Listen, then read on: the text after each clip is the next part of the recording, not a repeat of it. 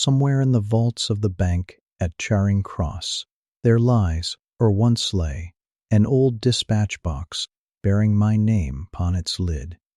It contains the records of many strange cases which came to my friend, Mr. Sherlock Holmes, during the years of our association.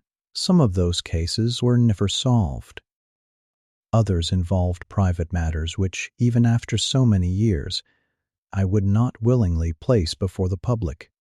But there remain a number of adventures which I can now recall with a clearer mind, and among them is the strange affair which became known as the Problem of Thor Bridge. It was during a wild October morning that the case first came to us. As I dressed, I watched the last leaves of the year being swept from the solitary plane tree in the yard behind our rooms. The wind moved restlessly through the London streets, and the pale morning light had that cold autumn quality which made the fireside seem specially inviting. I expected to find Holmes in a gloomy mood. He was often affected by the weather, and after a long period without an interesting case, he could become restless and dissatisfied. Yet that morning I found him already at breakfast, and in unusually cheerful spirits. There was something almost mischievous in his expression. I soon learned the reason. After breakfast, Holmes produced a letter which he had been carrying in his pocket. The handwriting was bold and powerful, and the name at the end immediately caught my attention. It was from Mr. Neil Gibson, the famous American millionaire known throughout the world as the Gold King. I knew the name. Gibson had once been a senator in America, and had later built an enormous fortune from gold mining. He had purchased a large estate in Hampshire several years earlier, and had become a familiar figure in the newspapers.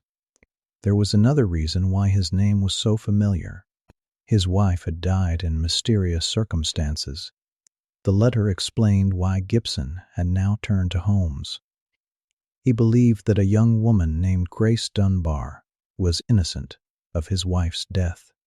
He was convinced that the evidence against her had been misunderstood, and he begged Holmes to use all his skill to save her from what seemed to be an almost certain conviction. The letter was written with unusual emotion. Gibson admitted that he could not explain everything, but he insisted that Miss Dunbar was innocent. He offered Holmes everything he possessed, if only my friend could discover some ray of light in what appeared to be complete darkness. Holmes studied the letter quietly. He then gave me the essential facts. The tragedy had taken place on the grounds of Gibson's Hampshire estate, at a stone bridge crossing a long, narrow sheet of water, known as Thor Mere. His wife had been found there late at night. She had been dressed in her dinner clothes, with a shawl round her shoulders. A bullet had entered her head at close range. Yet there had been no revolver beside the body. That detail interested Holmes greatly. The police had searched the scene carefully, but no weapon had been found. There was, however, a considerable amount of evidence pointing towards Grace Dunbar, the governess of Gibson's 2 children. A revolver with 1 discharged chamber had been discovered on the floor of Miss Dunbar's wardrobe. The caliber corresponded with the bullet which had killed Mrs. Gibson. There was also a note upon the dead woman's body. It had been written by Miss Dunbar, and arranged a meeting at Thor Bridge that evening. The young governess had also admitted that she had been near the bridge at about the time of the murder. The case therefore appeared simple, too simple perhaps. Holmes explained that both the coroner's jury and the earlier police proceedings had accepted the evidence against Miss Dunbar. The matter was now moving towards the assizes at Winchester. For Friend was not optimistic. He had a habit of distinguishing between what could be discovered and what could be changed. If the known facts were complete, then no amount of clever reasoning could simply make them disappear. But Holmes had already noticed something that troubled him: the revolver. It had been found in the wardrobe of the woman accused of murder. To Holmes, that seemed almost too convenient. Before we could examine the matter further, an unexpected visitor arrived. His name was Mr. Marlowe Bates, the manager of Gibson's estate. He was a thin, nervous man with frightened eyes and an appearance suggesting that his nerves were close to collapse. He seemed deeply anxious that Gibson should not discover that he had come to Baker Street. He had nothing good to say about his employer. He described Gibson as a hard and brutal man, particularly towards his wife. According to Bates, the charities for which the millionaire was famous concealed a much darker private character. Gibson had been Brazilian by birth, and Bates believed that she had suffered greatly during her marriage, yet Bates could not explain how she had died. He merely wanted Holmes to understand that Gibson was not the harmless man he might appear to be. Then, before Gibson himself arrived, Bates hurried away. A short time later, heavy footsteps sounded upon the stairs. The famous Gold King entered our room. I understood immediately why his presence had made Bates so nervous.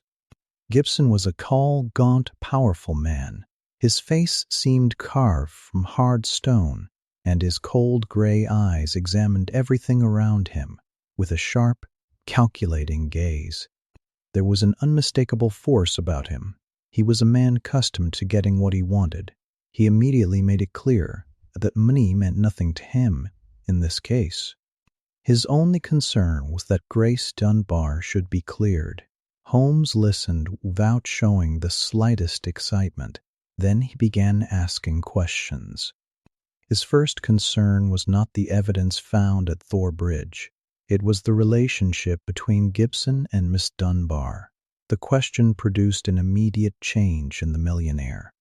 For a moment, his calm manner disappeared. He denied that there had been any improper relationship between them, and insisted that he had only seen the governess when she was with his children. Holmes did not accept this answer. He dismissed Gibson from the room. The millionaire's temper rose dangerously, but Holmes remained perfectly calm. I had seen my friend face men far more violent than this, and once again his quiet manner proved stronger than anger. Gibson eventually left. For several minutes Holmes smoked in silence. Then he explained that he had deliberately provoked the man. The emotional tone of Gibson's letter had suggested that his feelings were centered upon Grace Dunbar, rather than upon his dead wife. Holmes, therefore, wanted to know exactly what existed between the two. The confrontation had been a bluff. Holmes did not yet know the truth. He merely wished Gibson to believe that he did. As Holmes had expected, the millionaire soon returned. This time, his pride had been put aside. He admitted that there were important facts which he had concealed, and agreed that Holmes had the right to examine every part of the case. Slowly, the truth emerged. Gibson had met his wife, Maria Pinto, in Brazil when he was a young man. She had been beautiful, passionate, and deeply devoted to him. He had loved her and married her. For many years they had remained together. But as the romance faded, Gibson came to realize that they had almost nothing in common. His own feelings weakened, while his wife's devotion never changed. Their marriage became unhappy, and Grace Dunbar entered the household. She had come to the estate as governess to Gibson's 2 children. She was young, beautiful, and, in Gibson's eyes, deeply attractive. He admitted that he had developed strong feelings for her and had eventually told her that he wished he could marry her. Miss Dunbar refused him. She also wished to leave the household, but circumstances prevented her from doing so immediately. There was another reason she remained. She had discovered that she possessed a strange influence over Gibson. He was a man of immense financial power, capable of damaging businesses, communities, and even entire cities, through his decisions. He believed that business was a hard struggle in which the weak were simply pushed aside. Grace Dunbar thought differently. She believed that no great fortune should be built upon the destruction of thousands of helpless people. Somehow, her influence had caused Gibson to reconsider his actions. She remained in the house partly because she believed she could guide him towards better decisions. This, Gibson explained, had intensified his wife's jealousy. Maria had understood that Grace possessed an influence over her husband which she herself no longer had. To Gibson, the jealousy seemed capable of producing a terrible act. He suggested that his wife might have arranged the meeting at Thor Bridge in order to threaten Grace with a revolver. A struggle might then have followed, with the weapon accidentally discharging. Holmes listened carefully, but there were still many unanswered questions. Why had the weapon been found in Grace Dunbar's wardrobe? Why had the dead woman been holding Grace's note? And most importantly, why had the murder weapon disappeared from the scene? Holmes decided that he needed to see Miss Dunbar herself. We prepared to travel to Hampshire. There were delays in obtaining the necessary official permission, and we were unable to reach Winchester as quickly as Holmes had intended. Eventually, however, we made our way towards Thor Place, the great Hampshire estate belonging to Neil Gibson. There we met Sergeant Coventry, a local police officer who had first investigated the death. He was a tall, thin man with a solemn appearance and a habit of lowering his voice when he believed he was about to reveal something important. Despite his mannerisms, I found him honest and sensible. He welcomed Holmes's assistance. As we walked towards the estate, Coventry quietly raised a question which Holmes had already considered. Could Neil Gibson himself have been responsible for his wife's death? The possibility was certainly difficult to ignore. Gibson had motive. He had power.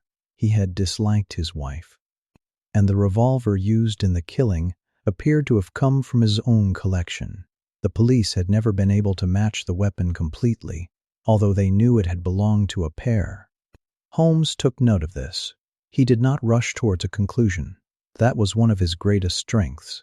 He allowed every fact to remain exactly where it belonged until the whole pattern could be seen. Soon we crossed the grounds of Thor Place. The great house stood upon a hill, its architecture a mixture of Tudor and Georgian styles. Beyond it stretched the grounds, with fading autumn ferns and open heath beneath the changing sky. Then we saw the water. Thor Mere was long and narrow, widening into pools on either side of the carriage drive. At its narrowest point, an old stone bridge carried the road across the water. Sergeant Coventry stopped near the mouth of the bridge. This, he told us, was where Mrs. Gibson's body had been found. I looked across the quiet scene and found it difficult to imagine the violence that had taken place there. The bridge itself appeared peaceful. The water below moved gently among the reeds.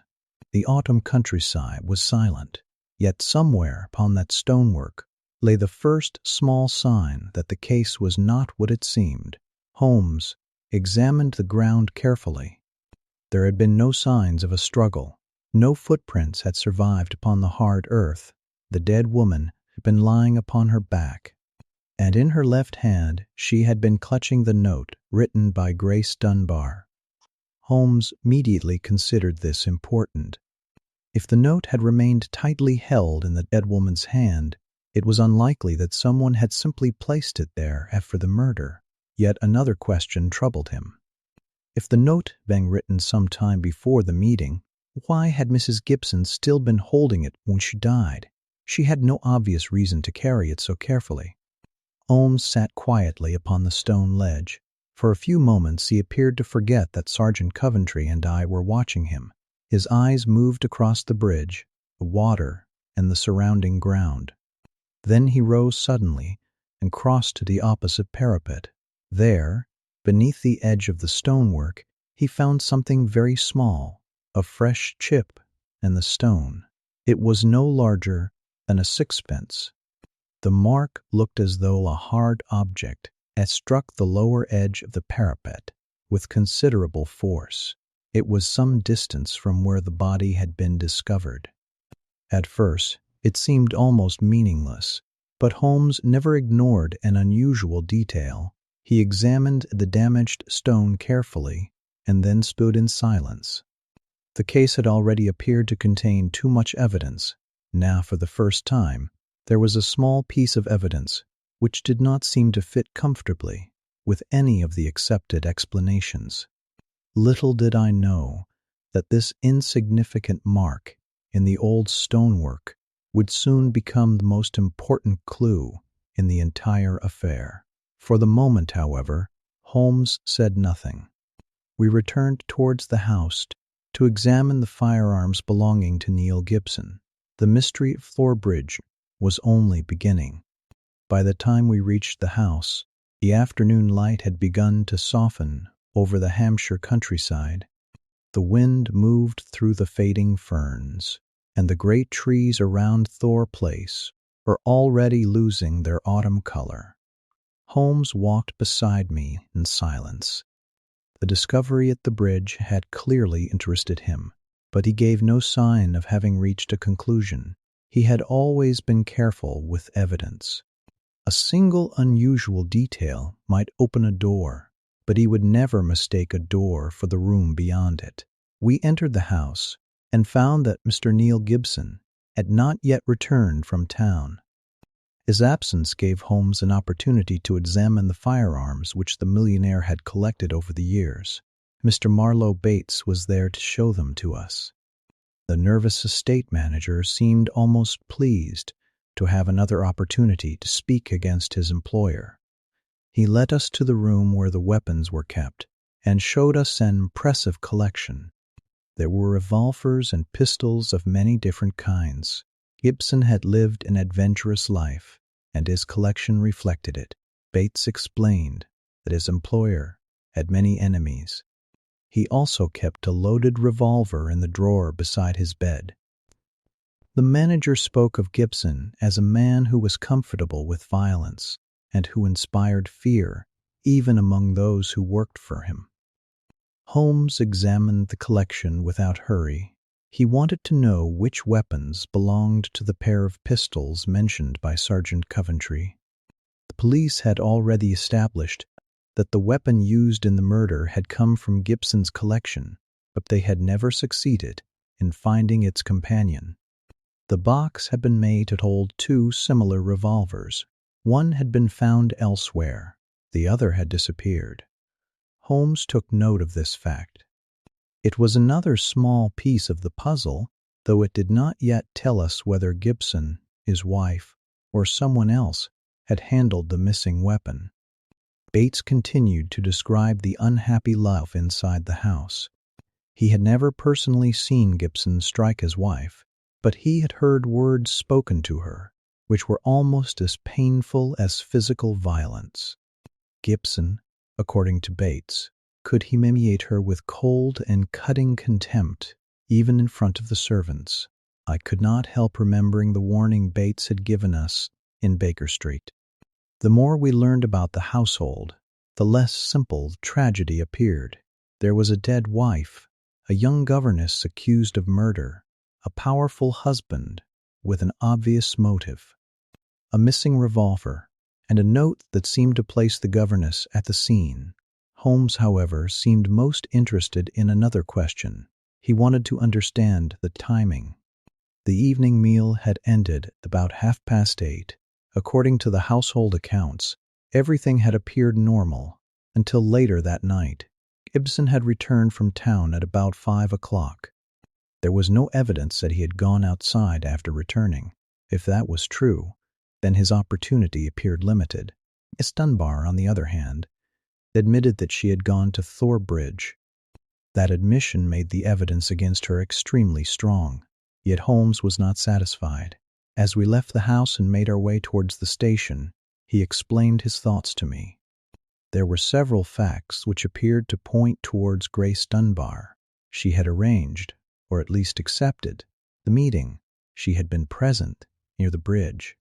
The dead woman had been carrying a note written by her, and the revolver, which had apparently killed Mrs. Gibson, had later been found hidden among her clothes.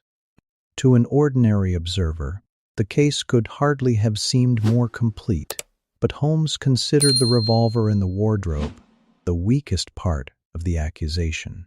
I remember being surprised by this. To me, was the most damaging piece of evidence. Holmes saw it differently. He asked me to imagine a woman planning a cold and deliberate murder. Such a person would have prepared the crime carefully. She would have selected the place. She would have arranged the meeting. She would have obtained a weapon. And after the shooting, she would have needed to dispose of the weapon. Surely, Holmes reasoned, she would not carry it back to her own room and leave it in her wardrobe, or the police would almost certainly discover it. That would have been an absurd mistake. The reeds surrounding Thor Mere offered a far better hiding place. A person who had planned the murder could easily have thrown the weapon into the water or hidden it among the vegetation. Yet the revolver had not been hidden there.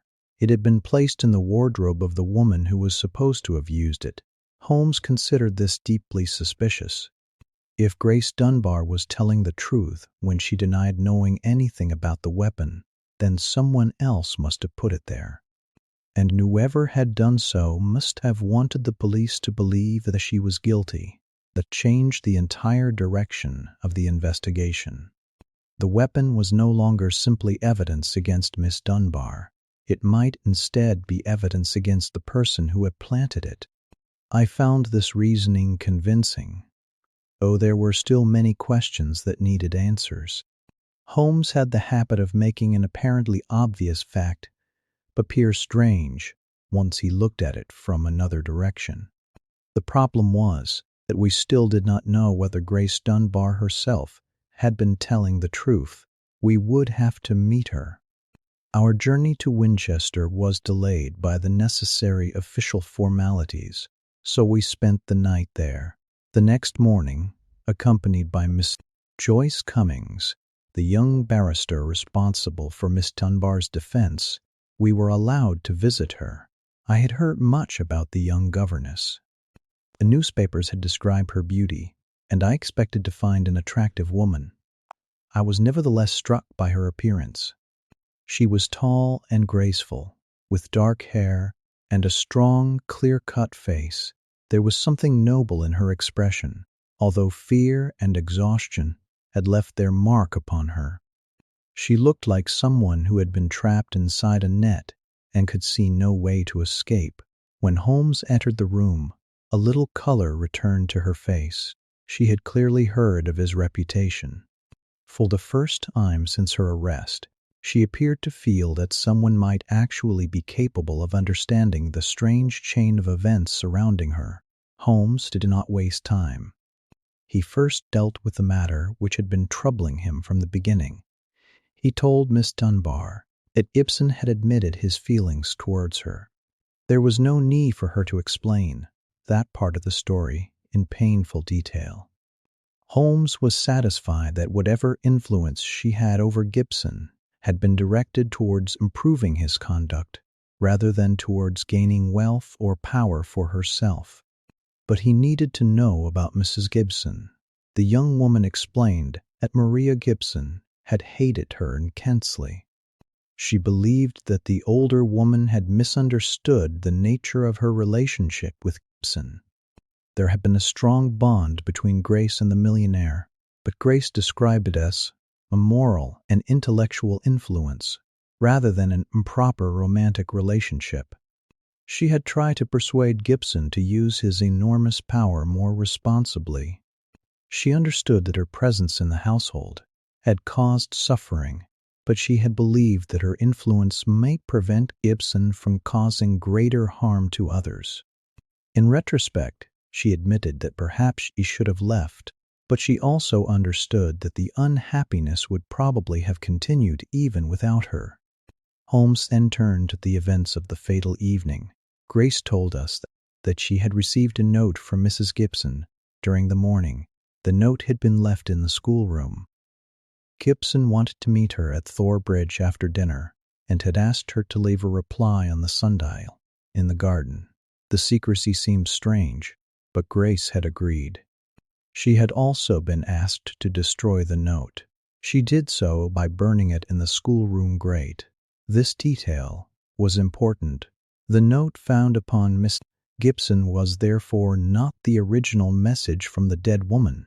It was Grace's reply. She had written it in answer to the invitation. Then she had gone to Thor Bridge, as promised. Gibson was waiting for her. Grace told us that she had never before fully understood the depth of the woman's hatred. That night, however, she had seen it plainly. Gibson had been overwhelmed by anger. She had spoken with extraordinary bitterness, pouring out her jealousy and resentment. Grace did not repeat the words. There was no need. The memory itself had clearly remained painful. She had not argued. She had simply put her hands over her ears and hurried away. When she left, Miss Gibson was still standing at the entrance to the bridge. The young governess then returned to the house. She heard no gunshot.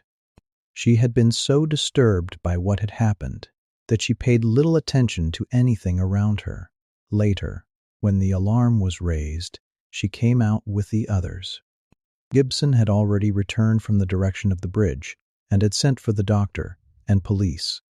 Grace remembered that he seemed deeply concerned, although, as she explained, he was not a man who showed his emotions easily. Holmes then reached the question which mattered most. He asked about the revolver found in her wardrobe. Grace was absolutely certain that she had never seen it before, but police found it the following morning among her clothes. She knew it had not been there earlier, because she had tidied the wardrobe that same morning. Therefore, someone must have entered her room and placed the weapon there after she had last examined it. Holmes immediately accepted the logic. If Grace was telling the truth, then the weapon had been planted. But when could someone have entered her room? Grace explained that there had been only limited opportunities. During the day, she had been with the children in the schoolroom, except during meals and certain other periods when the room might have been unattended. The more Holmes questioned her, the clearer it became that the revolver had probably been placed there deliberately. Yet another detail remained. Holmes asked about the strange mark he had discovered upon the stone parapet of Thor Bridge. Grace had no explanation. She believed it might simply have been a coincidence. Holmes did not answer. He became very still. I had seen that expression before. His face seemed to become distant, while his mind worked with an intensity that was almost visible. He had found something. At last he rose abruptly. The quiet atmosphere of the room changed. Holmes told Miss Dunbar that the situation was no longer as hopeless as it had seemed. He did not explain his conclusion to us. Instead, he asked Mr. Cummings to remain in contact with him and assured Grace that she would soon hear from him.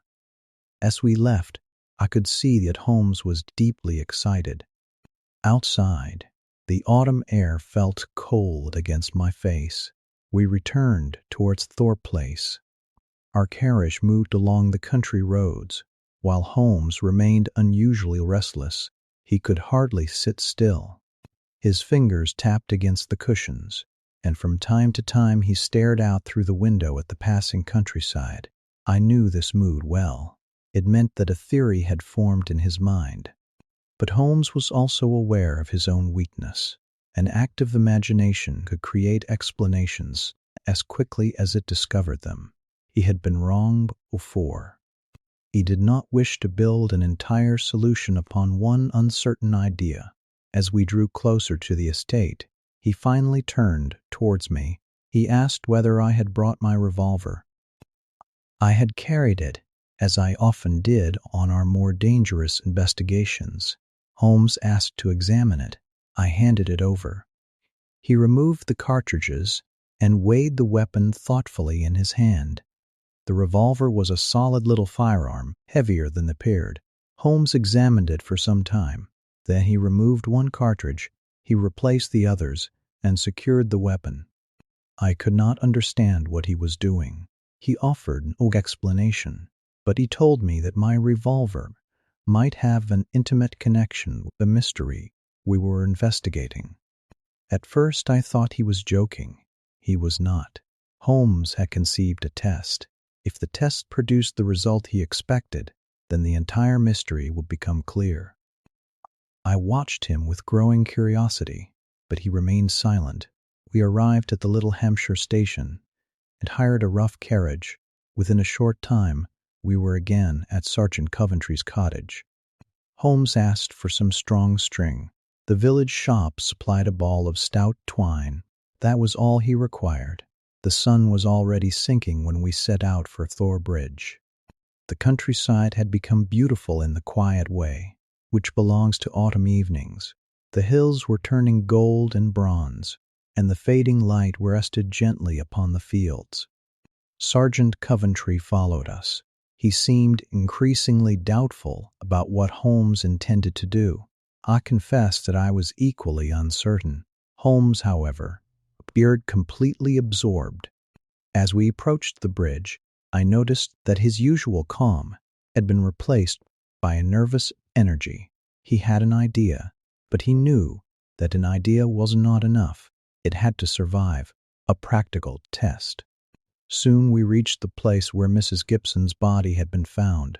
Holmes carefully marked the exact position. Then he searched among the ferns until he found a heavy stone. He tied one end of the string to my revolver. The other end was secured to the stone.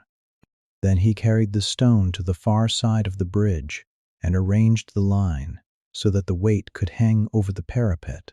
I watched him in complete confusion. Sergeant Coventry stared as though he had begun to doubt my friend's sanity. Holmes took his position at the precise spot where the dead woman had been found. He held my revolver. The string stretched tightly between the weapon and the heavy stone. Everything was ready. Holmes looked once at the parapet. Then he raised the revolver. For one strange instant, I thought he had lost his reason, but I knew Holmes. There was always a purpose behind his actions. He released the weapon. The stone immediately pulled the revolver away. The pistol flew through the air. It had struck the underside of the stone parapet with a sharp crack. Then it disappeared over the edge and fell into the water below. Holmes was already moving. He dropped to his knees beside the stonework and examined the lower edge of the parapet. Then I heard a sound I had been waiting for. It was the unmistakable cry of triumph, which I had heard many times during our adventures. Holmes had found what he expected. The impact of my revolver had produced a fresh chip in the stone. It was almost identical to the mark we had found earlier. The small white scar upon the old gray stone suddenly became clear. The first mark had not been a meaningless accident. It had been made by a falling revolver, and the method by which the weapon had been made to fall was now demonstrated before our eyes. Holmes had solved the mechanical part of the mystery. But there was still another question. Who had arranged it? The answer would have to explain everything. The note, the meeting, the missing weapon, the planted revolver, the position of the body, and the strange mark upon the bridge. The evening had fallen by the time Holmes completed his experiment. He arranged for the police to recover the weapons from the water. Then he told Sergeant Coventry that the solution was now within reach. We would spend the night at the local inn. The following morning, the remaining pieces of the case would be put together. As we walked away from Thor Bridge, I looked back once at the old stone span. Only a few hours earlier, It had seemed to me merely the scene of a tragic murder. Now it appeared to be something else.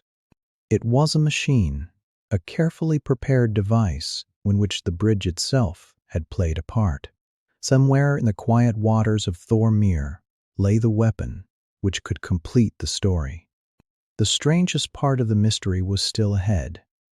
That night, we stayed at a small village inn, not far from Thor Place. The events of the evening had left me deeply unsettled. Only a few hours earlier, I had believed that Sherlock Holmes was testing an unusual theory. Now I understood that he had done far more than that. He had recreated the most important physical movement in the entire case. The revolver had been pulled across the stonework by a heavy weight. It had struck the underside of the bridge, and the impact had produced a chip in the stone, almost exactly like the mark which had been found there after Mrs. Gibson's death. That small mark had seemed insignificant when we first saw it. Now it was perhaps the most important piece of evidence in the case. Holmes sat beside the fire in a little inn, smoking quietly. The room was warm, but outside the night had become cold. The wind moved around the old building, and from time to time I could hear the branches of the trees rubbing against the windows. For several minutes, Holmes said nothing. I knew better than to disturb him. At last he began to review the case. He admitted that he had been slower than usual. The first discovery of the chip in the stone had not immediately led him to the truth. Instead, his mind had followed the obvious explanation. The revolver had been found near the body. The governess had been seen near the bridge. A note written by her had been found in the dead woman's possession, and another revolver had been discovered in the governess's room. Every fact seemed to point in the same direction. Grace Dunbar appeared guilty, yet the evidence had been almost too perfect. That was what had troubled Holmes. Real crimes were rarely so neat. A murderer usually left some accidental trace behind, but in this case, the evidence seemed to have been arranged to make one particular person appear guilty. The revolver in Grace Dunbar's wardrobe was the clearest example. It was the evidence which had almost destroyed her. Yet, it was also the evidence which Holmes trusted least. A woman who had deliberately killed another person with a revolver would hardly carry the weapon back to her own bedroom. She would know if the police would search her belongings. She would have every reason to throw the weapon into the lake or hide it somewhere far from the house. Instead, the weapon had been placed where it would almost certainly be discovered. That was not the behavior of a careful murderer. It was the behavior of someone who wanted the police to find it, and that meant that the revolver had been planted. Once Holmes accepted that possibility, the entire case changed. Grace Dunbar no longer looked like the murderer. She looked like the intended victim of a carefully constructed accusation. But there was still one question. Who had constructed it? The answer seemed obvious. Maria Gibson. Holmes had already learned enough about the dead woman to understand the strength of her jealousy. She had loved her husband for many years. Her love had survived his cruelty, his coldness, and even his open affection for another woman. She had watched Grace Dunbar enter her household. She had seen the influence the young governess gained over her husband. She had understood that Gibson's feelings were changing, and she had also understood something even more painful. Grace had not encouraged him in the way Maria feared. Instead, Grace had tried to make him a better man. That made Maria's hatred more tragic rather than less dangerous. She had not simply believed that another woman wanted her husband. She believed that another woman had taken possession of his loyalty, his respect, and his future. For a person consumed by jealousy, the difference might have meant very little. Holmes now believed that Maria Gibson had decided upon a terrible plan. She would kill herself. But she would arrange matters so that the world would believe she had been murdered, and the person she intended to accuse was Grace Dunbar. The plan was cruel. It was also remarkably clever. The first part had been simple. Maria needed to bring Grace to Thor Bridge. She therefore sent the young woman a message asking her to meet her there. Grace had gone because she had believed the meeting concerned their difficult relationship. Maria knew that Grace would come. She also knew that Grace would not remain long. The conversation became unpleasant. That was exactly what happened. The two women met at the bridge. Maria confronted Grace. Her jealousy and anger poured out. Grace, frightened and distressed, refused to continue the quarrel. She left. That moment was essential. Maria had arranged matters so that Grace would be present near the scene of the coming tragedy. She would therefore have no convincing alibi. A witness had already seen her near the bridge. The meeting could later be presented as evidence of a confrontation between the two women, and the note in Maria's possession would provide an additional connection. Everything was being prepared, but there remained the weapon. Maria needed a revolver. Holmes believed that she had obtained one of the weapons belonging to the Gibson collection. There were two similar revolvers. One was known to the police. The other had disappeared. The missing weapon was the one that mattered. Maria intended to use it for her own death, but she could not simply shoot herself and leave the revolver lying beside her. That would not produce the story she wanted. If the weapon remained beside her body, the police might suspect suicide. She needed the revolver to disappear, and this was where Thor Bridge itself became part of the crime. The bridge crossed the water, and its stone parapet provided the perfect arrangement for her plan. Maria had brought a heavy stone. She had also brought string. One end of the string was attached to the revolver. The other was attached to the weight. The arrangement was simple but ingenious. When the weapon was released, the heavy stone would pull it away. The revolver would strike the bridge and then disappear into the water. To anyone arriving afterward, it might appear that the weapon had been thrown away by a murderer. But Maria had not considered every possibility. She had overlooked the stonework. The string had caught against the bridge. That had altered the path of the revolver. The weapon had struck the underside of the parapet. The impact produced the small chip which Holmes had noticed. Then the revolver continued into the water. That explained the mark. It also explained why the second revolver had not been found beside the body. It was lying somewhere beneath the surface of Thor Mere. Holmes believed that a grappling hook would recover it. But the missing weapon was only one part of the mystery. The next question was more difficult. How had Maria made the police believe that Grace had used the weapon? The answer lay in Grace's bedroom. Maria had arranged for the revolver to be planted among Grace's belongings. The timing was critical. Grace had been away from her room. Maria, or someone acting for her, could therefore have entered and hidden the weapon. Later, when the police searched the wardrobe, they would discover it. The weapon would contain evidence of the shooting. The ammunition would correspond. The missing revolver would appear to have been recovered. And because it had been found among Grace's clothes, suspicion would immediately fall upon her. It was a terrible trap. Grace's innocence had actually made the trap stronger. She had no reason to destroy evidence, because she had never known that the weapon existed. Therefore, when questioned, she could only deny having seen it. To the police, such a denial meant very little. The physical evidence appeared to contradict her. Holmes, however, had begun to look at the evidence from the opposite direction. He was no longer asking whether Grace could have committed the murder. He was asking whether the evidence could have been deliberately arranged to make her appear guilty. That question changed everything. Late that night, Holmes reconstructed the events in his mind again and again. I watched the shadows from the fire move across his face. He seemed almost disturbed by the cleverness of the dead woman's plan.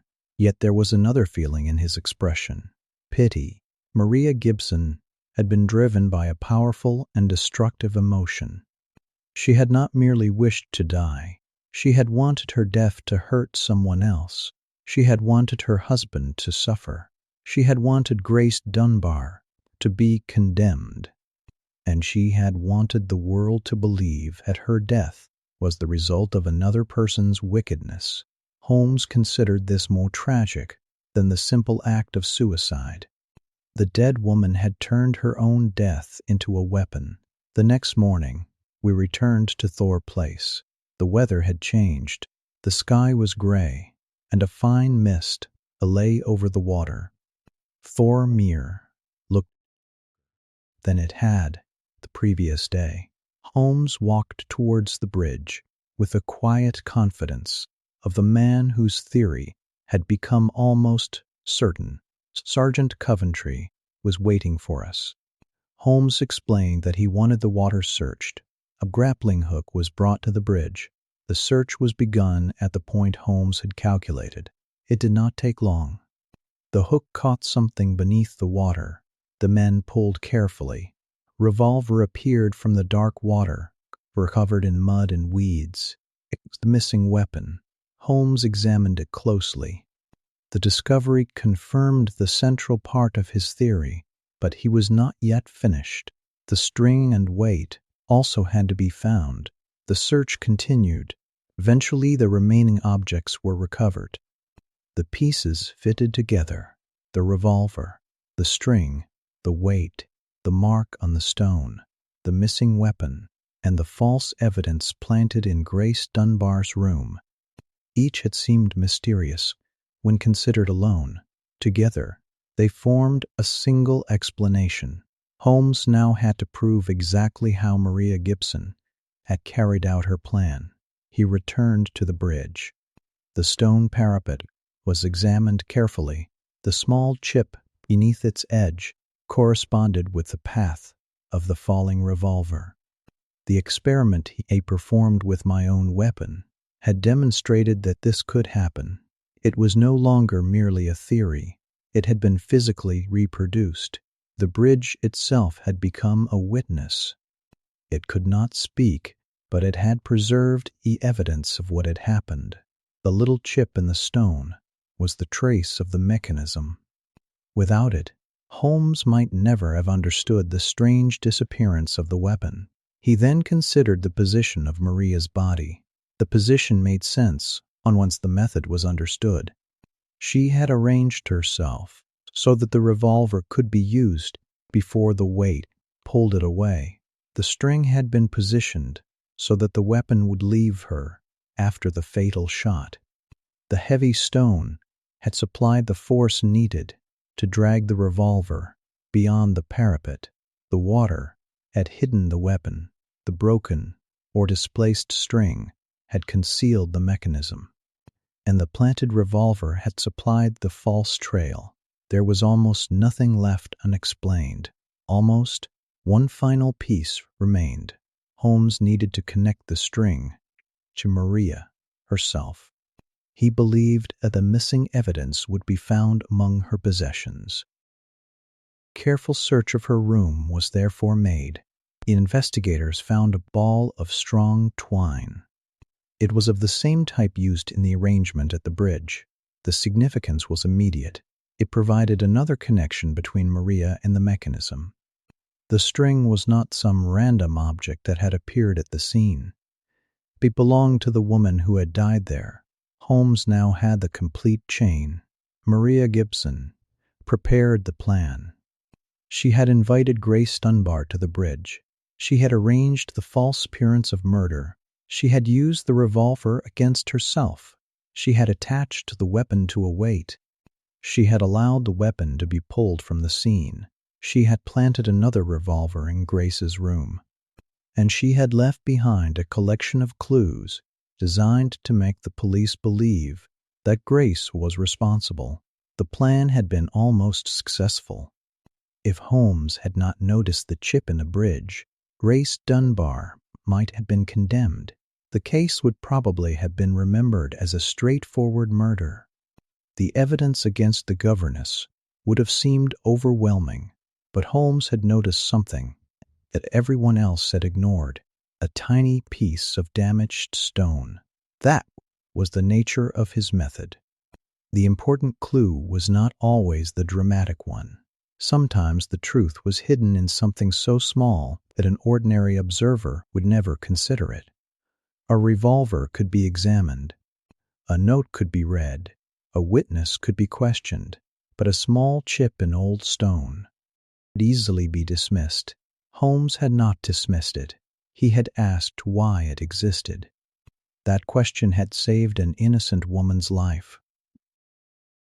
When the investigation was finally explained to Neil Gibson, the reaction was complicated. The millionaire had wanted Holmes to prove Grace Dunbar's innocence. He had been prepared to sacrifice almost anything to save her, but the truth was painful. The woman who had died was his wife. Whatever her faults, whatever her jealousy, she had been the woman who had loved him for many years. Her death had been terrible. Her final act had been even more terrible.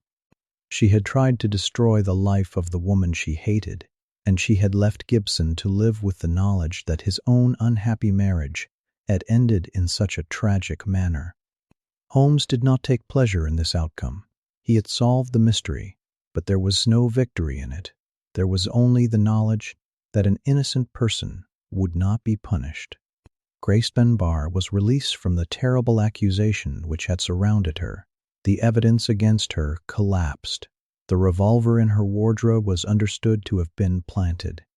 Her presence at Thor Bridge was no longer proof of murder.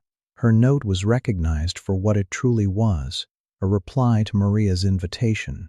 The missing weapon was recovered from the water, and the strange mark on the bridge finally had its explanation.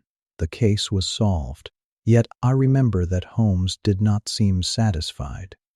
On the surface, he had accomplished exactly what Neil Gibson had asked.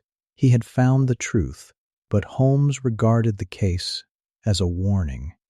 He told me that he had allowed himself to be deceived by the obvious evidence. The solution had been in front of him. He had seen the damaged stone. He had seen the strange circumstances surrounding the missing revolver. He had known that Grace Dunbar was a woman of unusual character. He had understood that the weapon found in her wardrobe was suspicious, but only when he imagined the entire scene differently did the truth become clear. He had needed imagination as well as deduction. A detective could collect facts forever and still fail if he never asked how those facts might fit together. The evening before, we had stood upon Thor Bridge and watched my revolver vanish over the parapet. That simple experiment had transformed the case. I thought about it as we traveled back towards London. The countryside passed slowly beyond the carriage window. For some time, neither of us spoke. I found myself thinking of the dead woman. She had believed that she could control the story after her death. She had prepared her evidence carefully. She had chosen the victim of her revenge. She had even used the physical structure of the bridge to strengthen her deception. But she had forgotten one thing. Stone remembers. The impact of the falling weapon had left a tiny scar. It was not enough for the ordinary eye, but was enough for Sherlock Holmes, and that tiny scar had destroyed an elaborate lie. When Will finally reached London, the case seemed almost unreal. A woman had been accused of murder. A millionaire had believed her innocent. A dead wife that appeared to have been killed by a rival. A missing revolver had vanished into a lake. A second weapon had been planted in a bedroom, and the answer had been hidden in a tiny chip of stone. That was the strange character of the Thor Bridge mystery. The truth had not been concealed in some distant place. It had been there all along, waiting for someone to ask the right question. I have often wondered what would have happened if Holmes had never noticed that mark. Grace Dunbar might have gone to the gallows. Neil Gibson would have lost the woman he loved. Maria Gibson's final revenge would have succeeded, and the world would have accepted a false story. But Holmes had always insisted that facts were more reliable than appearances. At Thor Bridge, that principle had been tested to its limit. The most convincing evidence had been false. The weakest-looking clue had been the truth. And so the mystery of Thor Bridge came to an end. There was no criminal to arrest, no murderer waiting for trial, no confession to be extracted. The person responsible for the apparent murder had been the person lying dead beside the bridge. Her final act had been an attempt to turn her own death into a weapon, but in the end, the truth had survived her. And once again, Sherlock Holmes had shown me that the smallest detail could carry the weight of an entire case. Late that evening, after our return from Thor Bridge, Holmes and I sat together in the little village inn. The room was quiet. A small fire burned in the grate, and the last of the daylight had disappeared beyond the dark windows. From somewhere outside came the soft sound of a carriage passing along the road. Its wheels faded gradually into the distance, leaving only the occasional whisper of wind against the glass. Holmes had become thoughtful. The excitement of his discovery had passed, and he was once again sitting in the manner I knew so well, with his long fingers joined and his eyes fixed upon the fire. I had expected satisfaction. Instead, I saw something closer to disappointment. Holmes had solved the mystery. He had found the method by which Maria Gibson had arranged her death. He had demonstrated it before Sergeant Coventry, and he had given the police instructions for recovering the missing weapon from the water. Grace Dunbar would be cleared. Yet Holmes was not pleased with himself. He considered the matter a failure of his own reasoning. I remember this was one of the occasions when I understood more clearly than ever that the greatest detectives are often their own harshest judges. Holmes believed that he should have seen the truth earlier. The little chip in the stone had been there from the beginning. He had examined it. The police had examined it. Everyone had seen it. But no one had understood it. That was the difficulty. A clue could be perfectly visible and yet remain completely meaningless until the right question was asked. Holmes had spent much of the investigation surrounded by facts. There was the dead woman. There was the governess. There was the note. There was the revolver found in Grace Dunbar's wardrobe. There was the missing second weapon. There was the unhappy marriage. There was Neil Gibson's attachment to the governess. There was Grace's presence near Thor Bridge at the critical hour. Taken together, those facts seemed to form an almost perfect case against her. Even Holmes had admitted that the evidence looked very strong, but there was one difficulty. The evidence was too convenient. The weapon had been found exactly where it would do the greatest harm to Grace. The note had been preserved in Maria Gibson's hand. Grace had no alibi. Her presence at the bridge was known. Her connection with Neil Gibson was obvious, and yet the supposed murder weapon had not been found at the scene. That was the first contradiction. A woman who had committed such a calculated murder would have been taking an enormous risk by leaving the weapon in her own wardrobe.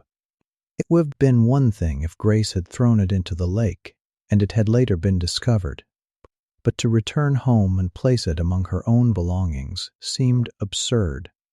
Holmes had recognized this, but recognition was not enough. He needed to understand why the weapon had disappeared from the bridge. That was where the missing revolver became important. Gibson household contained two weapons of the same kind. One had been found in Grace's room. The other had disappeared. Why? That simple question had troubled Holmes. The answer was that both weapons were part of Maria's plan. She had used one for the apparent murder. She had planted the other. The planted revolver was not the weapon that had killed her. It was merely the weapon she intended the police to find. The true weapon was somewhere beneath the dark water of Thor Mere. Once Holmes understood that, the whole structure of the deception began to change. But there was still the question of how Maria had disposed of it. That was the question answered by the chip. Holmes explained the matter to me once more that night, though now without the urgency of the afternoon. He had imagined Maria standing at the bridge after Grace had fled. She had been alone. She had already prepared everything. She had obtained the note from Grace. She had arranged matters so that the note would remain with her after death. She had secured one of the revolvers. She had prepared the string and the heavy stone. Everything had been designed to create false story. The most important part was what happened after the shot. If the revolver had simply fallen beside Maria, the scene might have suggested suicide. If it had remained on the bridge, the police might have wondered why. So Maria needed the weapon to disappear. The heavy stone provided the answer. The string was attached to the revolver. The stone was placed over the side of the bridge. The arrangement created a simple mechanism. When Maria released the revolver, the weight pulled it away. The weapon struck the stonework. That impact produced the little chip. Then the revolver continued into the water. It was a remarkably simple idea, and that simplicity was precisely what made it so difficult to see. Holmes had once told me that the human mind often overlooks the obvious because it expects something complicated. Here, the mechanism had been almost childishly direct. A weight, a length of string, a revolver, a bridge, water below. Nothing more was required. Holmes leaned back in his chair. He was silent for some time. I could see that he was thinking not only about the mechanism, but about Maria herself. There was something profoundly unpleasant about the motive. Maria had not merely wished to die. She had wished to punish another woman. Her own unhappiness had become so deep that she had decided to make her death appear to be a crime committed by Grace Dunbar. The young governess might have spent the rest of her life carrying the terrible burden of that accusation. The police had already believed the evidence. 2 juries had regarded it as sufficient. Without Holmes, Grace's future would have been very dark indeed. Holmes spoke quietly about the danger of jealousy.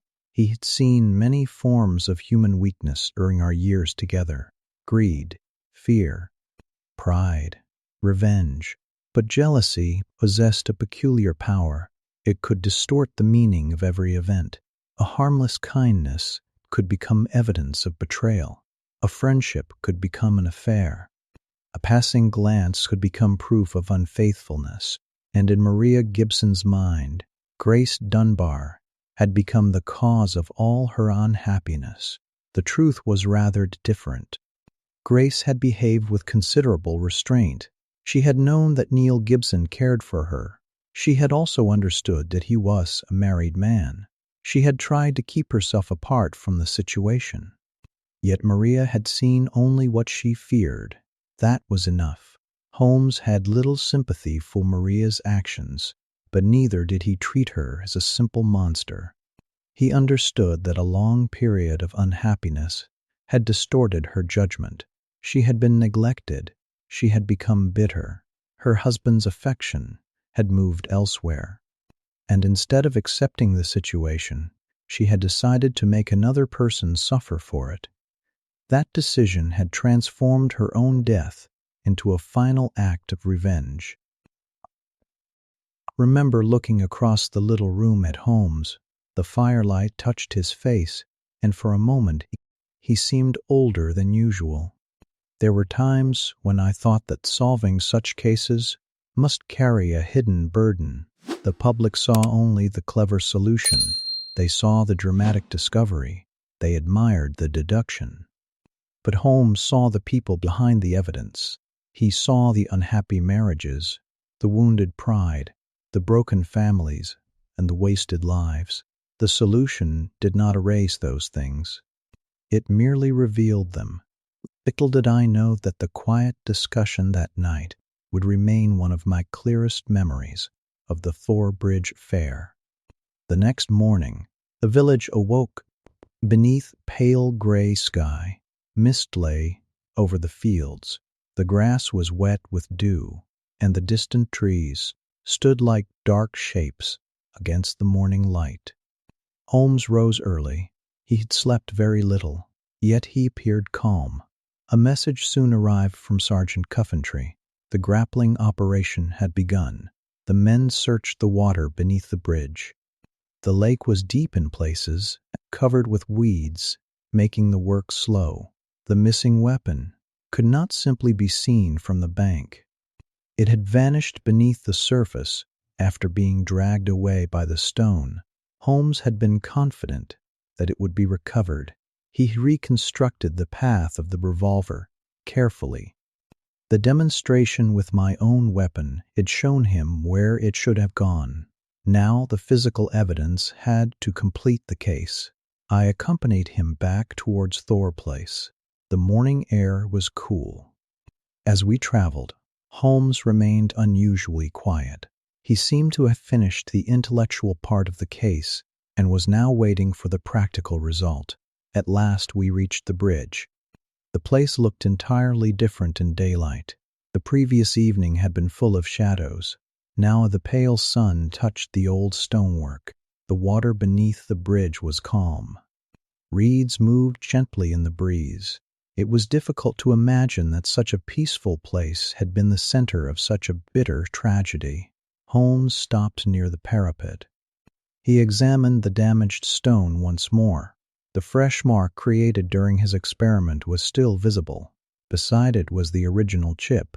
The two marks were almost identical. That comparison was perhaps the strongest physical evidence of all. The experiment had reproduced what Maria had done. It showed not merely that the method was possible, but that the unusual damage to the bridge could be explained by it.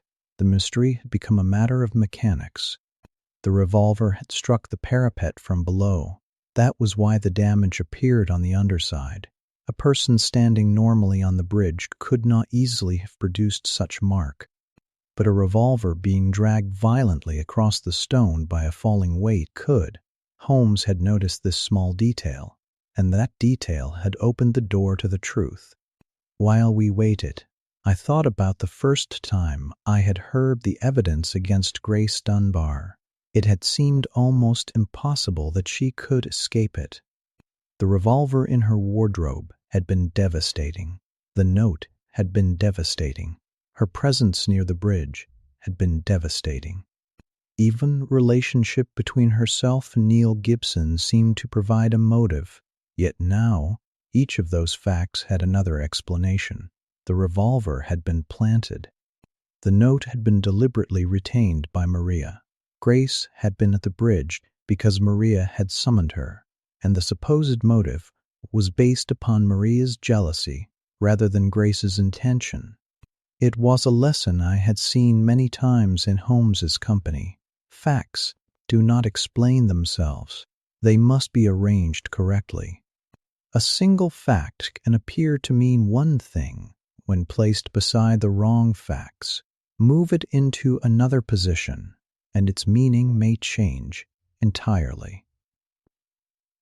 The arrival of Sergeant Coventry interrupted my thoughts. He came towards us from the water's edge. His face showed that the search had produced something. The men had recovered an object from beneath the surface. Holmes stepped forward. The object was wrapped in weeds and dark mud. Slowly, the men cleaned it. It was a revolver. The missing weapon had been found. For a moment, nobody spoke. Holmes looked at it with quiet satisfaction. The physical chain was now complete. The weapon had disappeared, from the bridge. It had been dragged into the water, and the strange mark in the stone had been caused during that movement. There was no longer any need to imagine what had happened. The evidence itself had supplied the answer: the stone, the string, the revolver, the water, the note, the planted weapon, all belonged to the same design. Holmes turned towards me. I could see the faintest trace of amusement in his expression. He had been troubled by the case. He had criticized himself. Yet the final result was exactly what he had hoped. Grace Dunbar could be vindicated. The accusation against her would collapse. Police could now understand that the weapon found in her wardrobe was part of a deliberate deception. There was still the matter of Neil Gibson. Holmes intended to see him again. The wealthy American had approached us with desperation. He had offered money. He had demanded that Holmes clear Grace. But he had also concealed the depth of his feelings for her. Holmes had forced him to admit the truth. Gibson had loved Grace. His marriage to Maria had become unhappy long before the tragedy. Maria had known that. She had seen the affection between them, even though Grace had behaved properly. That knowledge had fed her jealousy. And that jealousy had ultimately led to the plan at Thor Bridge. Holmes understood that Gibson would have to live with the truth. His wife had not been murdered by Grace. She had taken her own life and attempted to destroy the woman she blamed for her unhappiness. There was no satisfying triumph in that discovery. A life had been lost. Another life had nearly been ruined. A family had been damaged beyond repair.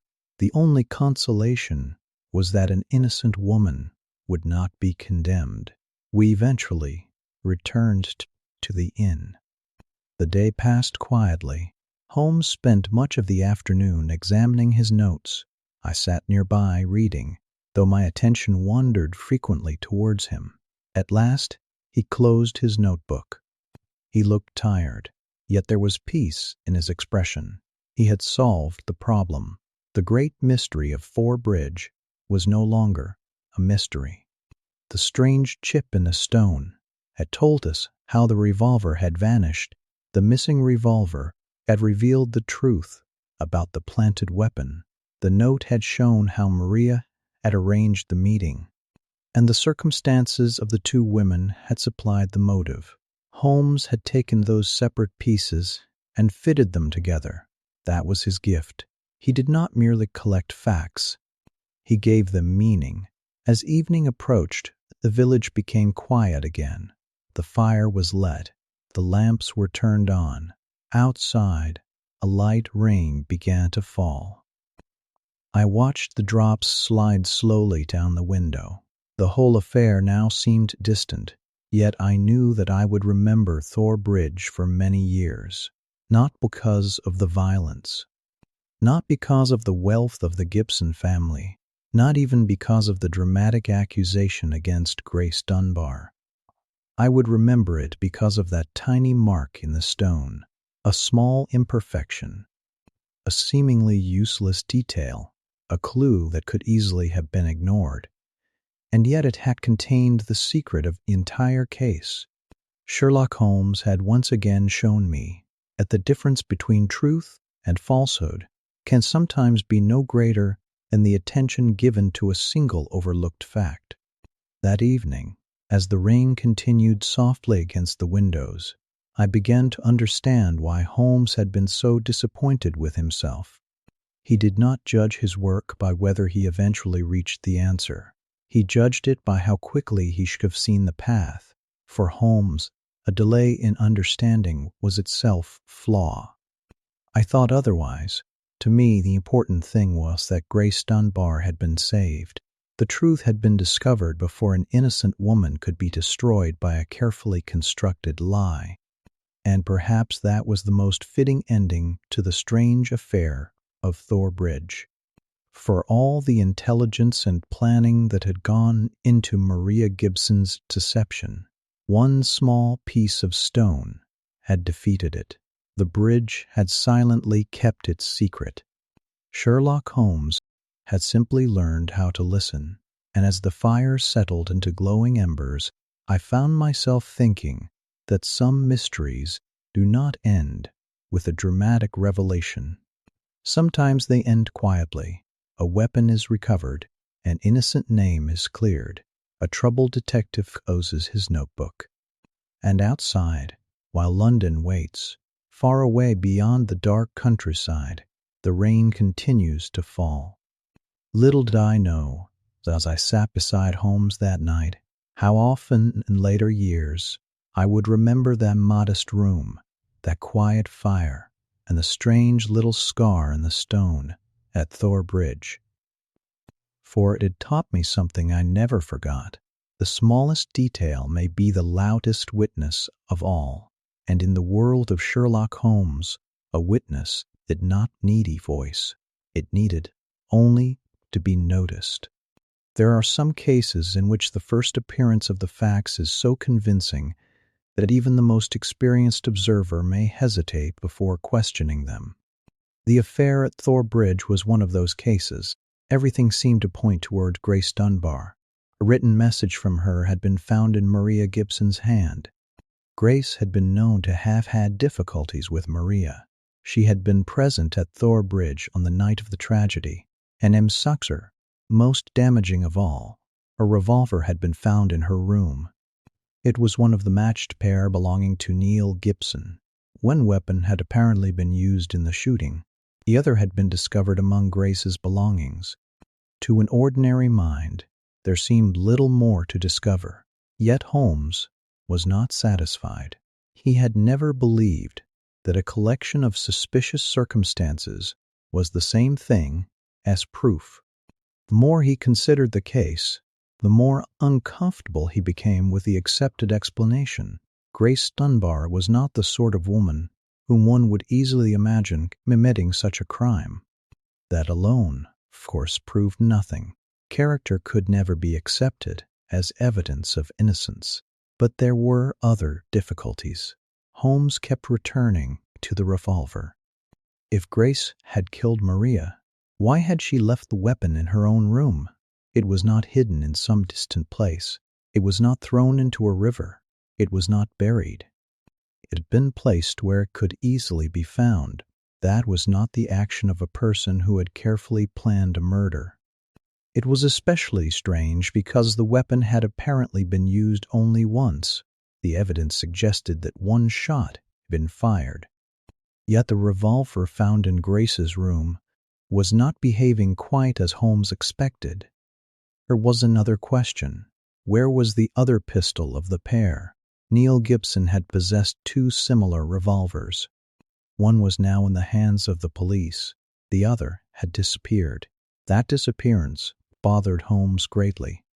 A missing object can be more important than an object which has been found. If the weapon beside the body was not the true weapon, then the entire theory changed. If it was the true weapon, then the missing pistol remained unexplained. Holmes disliked unexplained objects. He disliked unexplained absences even more. We had returned to Baker Street for a short time, and I remember the quietness of the room that evening. The fire burned steadily in the grate. Outside, London was wrapped in mist. The sounds of carriage wheels came softly from the street below. Holmes sat in his chair with his long fingers pressed together. His eyes were half closed. To someone who did not know him, he might have appeared to be resting. I knew better. His mind was moving rapidly. At length he rose and crossed to the table where the papers of the case lay spread before him. He picked up the written message. It was the note which had been found in Maria's hand. Grace had written it. There was no doubt about that. But Holmes asked himself a simple question. Why had Maria been holding it when she died? The answer seemed obvious at first. Perhaps she received it from Grace. Perhaps she had kept it because it proved that Grace had arranged the meeting. But the more Holmes considered the matter, the less convincing that explanation became. Maria had been found on Thor Bridge. Grace had been invited there. The meeting had taken place because Maria wanted it. Why then should Maria need to keep the note? Holmes examined the paper again. The arrangement was beginning to seem deliberate. Maria had wanted the police to find it. She had wanted them to know that Grace had been there. She had wanted the note to point towards her rival. The thought was unpleasant, but it fitted the facts. Holmes placed the note down. Then he turned to me. He remarked that there was a danger in assuming that every piece of evidence had been left by the person whom it appeared to accuse. That observation struck me. Until then, I had been thinking of the note as a piece of evidence against Grace. Holmes was thinking of it as a piece of evidence created against Grace. There was a subtle but important difference. The distinction between a natural clue and a planted clue can sometimes be the difference between truth and deception. We considered Maria Gibson herself. She had been deeply unhappy. Her marriage had deteriorated. Her husband had fallen in love with Grace. Maria had become intensely jealous. There was no shortage of emotion in the household. Yet Holmes was careful not to exaggerate the situation. Jealousy was not proof of murder, nor was an unhappy marriage. He wanted something more solid. He wanted an explanation that accounted for every physical fact. The bridge was therefore becoming more important. Holmes returned to the question of the strange mark upon the stonework. He had noticed it when examining the scene. It was not a normal scratch. Something had struck the underside of the parapet. The position was unusual. The mark seemed to have been caused by a hard object moving with considerable force. But what object? A person falling from the bridge could not have produced it in the ordinary way. A stone thrown from the ground did not fit the direction, and there was no obvious reason for anyone to have struck that particular point. Holmes began to think about the revolver again. He imagined it leaving the bridge. He considered its weight. He considered its shape. He considered the position of the mark. Then he considered the water below. The lake beneath Thor Bridge was deep enough to hide a small object. If the true weapon had been thrown into it, the police might never have found it. That possibility gave the missing revolver a new importance. Perhaps the weapon had not disappeared accidentally. Perhaps someone had deliberately arranged for it to vanish. I remember feeling a sudden change in the atmosphere of our room. Nothing had happened outwardly. The fire still burned. The rain still touched the windows. But Holmes had entered that state of concentration which I had learned to recognize. The scattered pieces were beginning to form a pattern. He did not announce his conclusion. He rarely did so before he was certain. Instead, he asked me to recall the exact appearance of the bridge. I described what I remembered: the parapet, the roadway, the position of the body, the water below, the surrounding grounds. Holmes listened carefully. Then he asked about the stonework again. I told him that the damaged place had seemed insignificant when I first saw it. Holmes smiled. That was precisely why it mattered. The insignificant details were often the ones which escaped deliberate manipulation. A murderer could arrange a letter. A murderer could plant a weapon. A murderer could create false appearance. But a small physical mark produced by the movement of an object was harder to control. It was a record of what had actually happened. Holmes decided that we must return to Thor Bridge. The case could not be completed from Baker Street. He needed to see the bridge again. More importantly, he needed to test an idea. I did not yet understand what he intended. He could not explain. This was typical of my friend. When he had a theory which was not yet fully formed, he preferred to keep it within his own mind. We traveled back to the estate. The weather had changed. The earlier rain had left the countryside damp and gray. The road was quiet. Bare branches reached over the carriage like dark fingers. As we approached Thor Place, I could see the great house through the trees. It seemed peaceful. There was no sign that it had recently been the center of such a terrible tragedy. Holmes said little as we walked towards the bridge. His eyes moved constantly. He examined the road, the ground beside the lake, the parapet, the water. Everywhere he looked, he seemed to find something worth remembering. At last we reached the exact place where Maria Gibson had been found. Holmes stood quietly. He looked down. Then he looked across the bridge. Then he examined the underside of the stonework. The little mark was still there. He crouched beside it. I watched him carefully. He ran his fingers over the damaged edge. He took out his magnifying glass. For several moments, he said nothing. Then he straightened. There was a different expression on his face. It was not satisfaction. It was the expression of a man who had just found a door where he had previously seen only a wall. Holmes asked me for my revolver. I handed it to him. He examined it briefly. I confessed that I was puzzled. He had no reason to need my weapon for ordinary investigation. He then looked towards the parapet. His eyes moved from the revolver to the damaged stone, then from the stone to the water below. A faint smile appeared. At that moment, I understood that the missing weapon was no longer simply an unanswered question. Holmes had formed an idea about where it had gone, but the idea was so unusual that I could scarcely believe it. He needed to prove it, and to do that, he would use my revolver. We moved closer to the edge. Holmes examined the height of the parapet. He studied the distance between the damaged stone and the water. He appeared to be calculating something. Then he asked for a piece of cord. A servant was sent to obtain one. Holmes waited patiently. The countryside was very quiet. The wind moved gently through the trees. The surface of the lake was almost still. There was something strangely peaceful about the scene. It seemed difficult to imagine that a woman had died there, yet the evidence remained before us. When the cord arrived, Holmes examined it. He then looked at the weight of the revolver. He seemed to have settled upon a theory. I still could not see the complete picture. Holmes attached the cord to the weapon. At the other end, he prepared a weight. He moved carefully, without haste. Every action had purpose. I watched in silence. At last, Holmes positioned himself beside the parapet. He held the weapon in such a way that it could move over the edge. His eyes were fixed upon the damaged section of stone. I realized what he intended to discover. Could a weapon pulled downward by a weight strike the stone exactly where Maria's weapon appeared to have struck it? If it could, then the little chip would cease to be a mystery.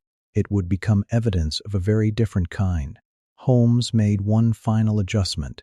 Then he released the weapon. For a brief instant, it remained suspended. Then the weight pulled it sharply over the edge. The revolver struck the stone. There was a hard, metallic sound. The weapon swung away and dropped towards the water. I stared at Holmes. He was already examining the stone. A tiny, fresh mark had appeared. It was in precisely the place where he had expected it. The experiment had succeeded. Holmes's face remained calm, but I knew what I had witnessed. The missing weapon had not simply been thrown away. It had been pulled away. Someone had created a mechanism which allowed the pistol to disappear after the fatal shot. And suddenly, the entire case looked different. Maria Gibson had not been murdered by Grace Dunbar. The scene had been arranged to make it appear so. The note, the revolver, the missing weapon, the mark upon the bridge, each separate fact had seemed to point towards Grace. Together, they pointed towards a carefully constructed deception. At that moment, I could not yet grasp the detail of Holmes's reconstruction, but I knew that we had crossed an important boundary. The mystery was no longer about whether Grace had killed Maria. It was about how Maria had arranged for everyone to believe that she had. Little did I know that the final explanation would be even more remarkable than Holmes's experiment had suggested. He remained beside the bridge for some time. Holmes continued to study the water. His next step would be to recover the missing weapon. If it lay beneath the surface, it would provide the strongest physical confirmation of his theory.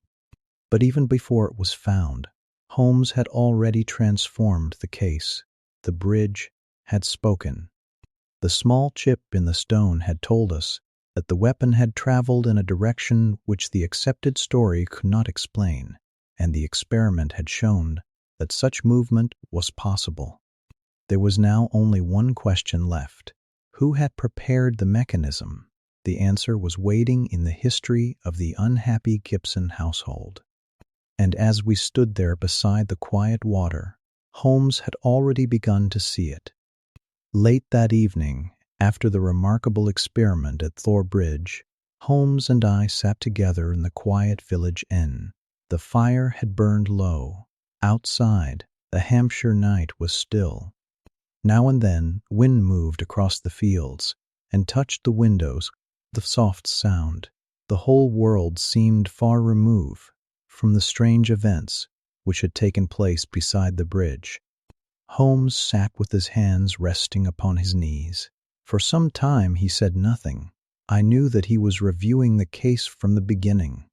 He had already proved that the revolver could have been drawn away from the place where Mrs. Gibson had fallen. He had seen the weapon strike the underside of the stone parapet. He had seen a second chip appear in exactly the same manner as the original mark. The experiment had given him what he wanted. The mystery was now capable of being explained.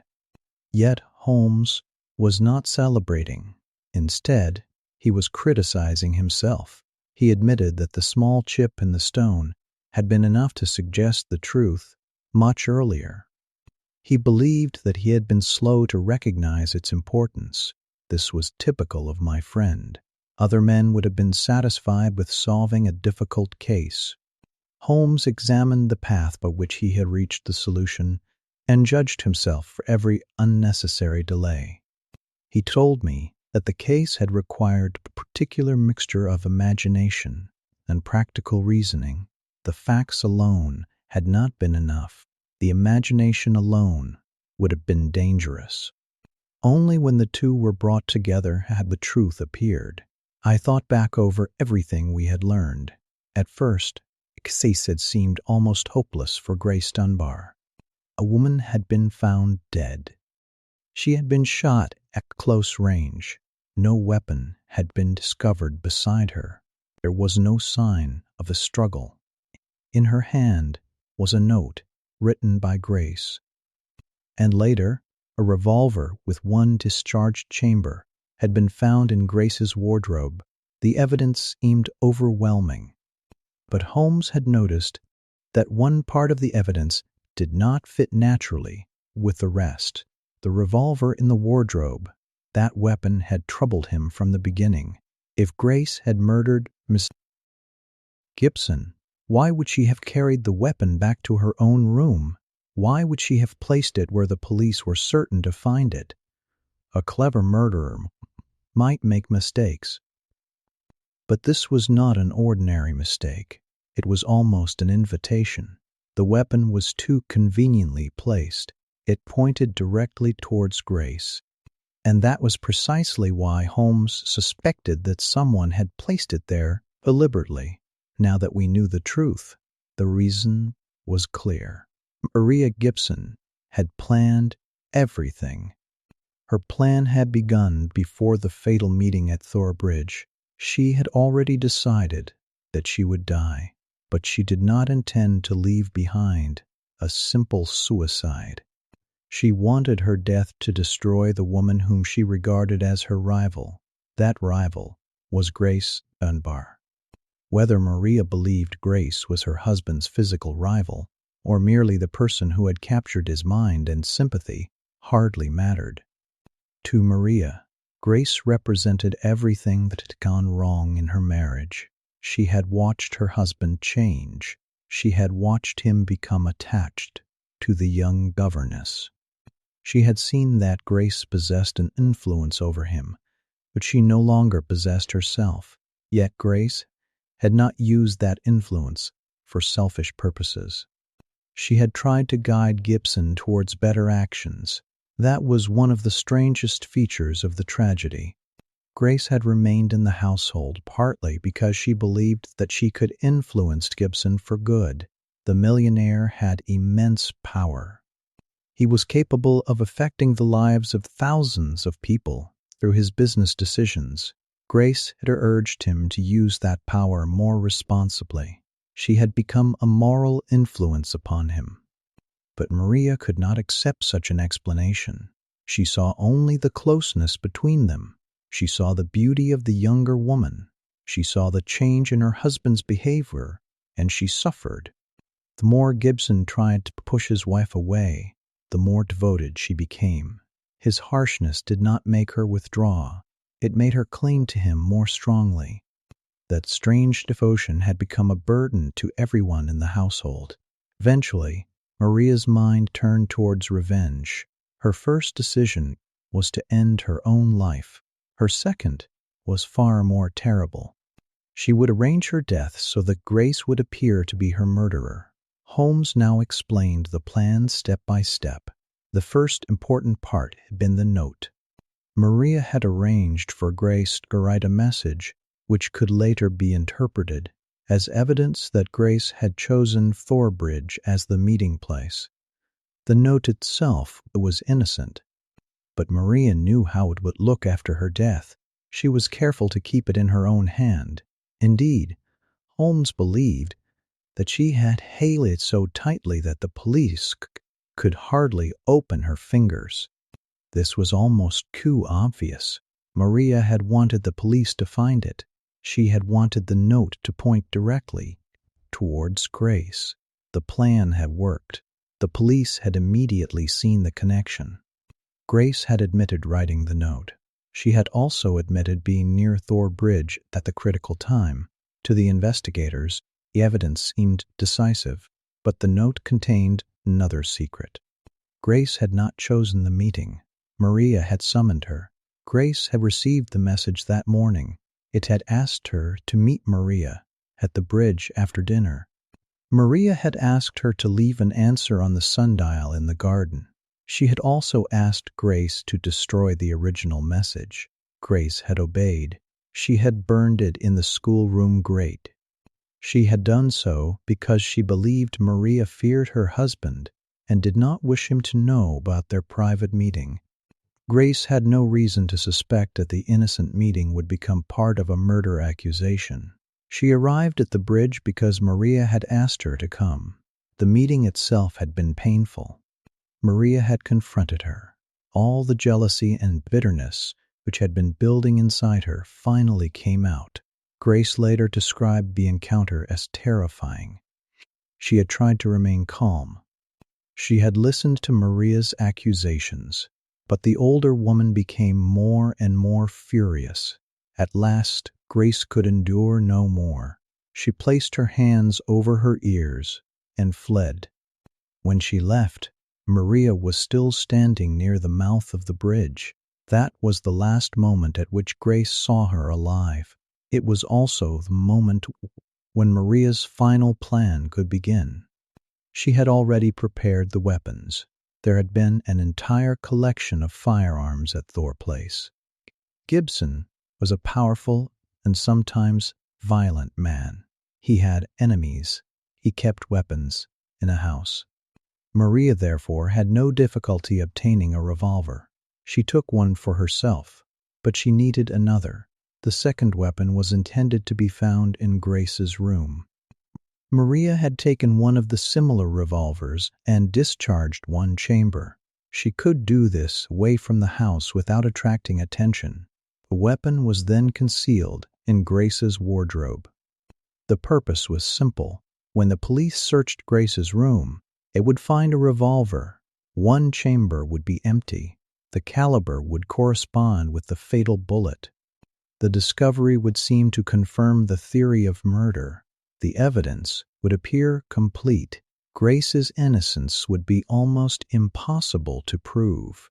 The true weapon was another revolver. That was the weapon Maria intended to use herself. But Maria still had to solve one difficult problem. What would happen to the weapon after she fired? If it remained beside her body, the scene might suggest suicide. If she threw it away by hand, the police might find it nearby. She needed the weapon to disappear completely. Thor Mere provided the answer. The bridge crossed the narrowest part of the water. The reeds made the lake difficult to search. Maria had therefore created a simple mechanical arrangement. She used a strong piece of string. One end was attached to the revolver. The other was attached to a heavy stone. The stone could be placed over the parapet. When the revolver was released, the weight would pull it away from her. The weapon would strike the stonework and then fall into the water.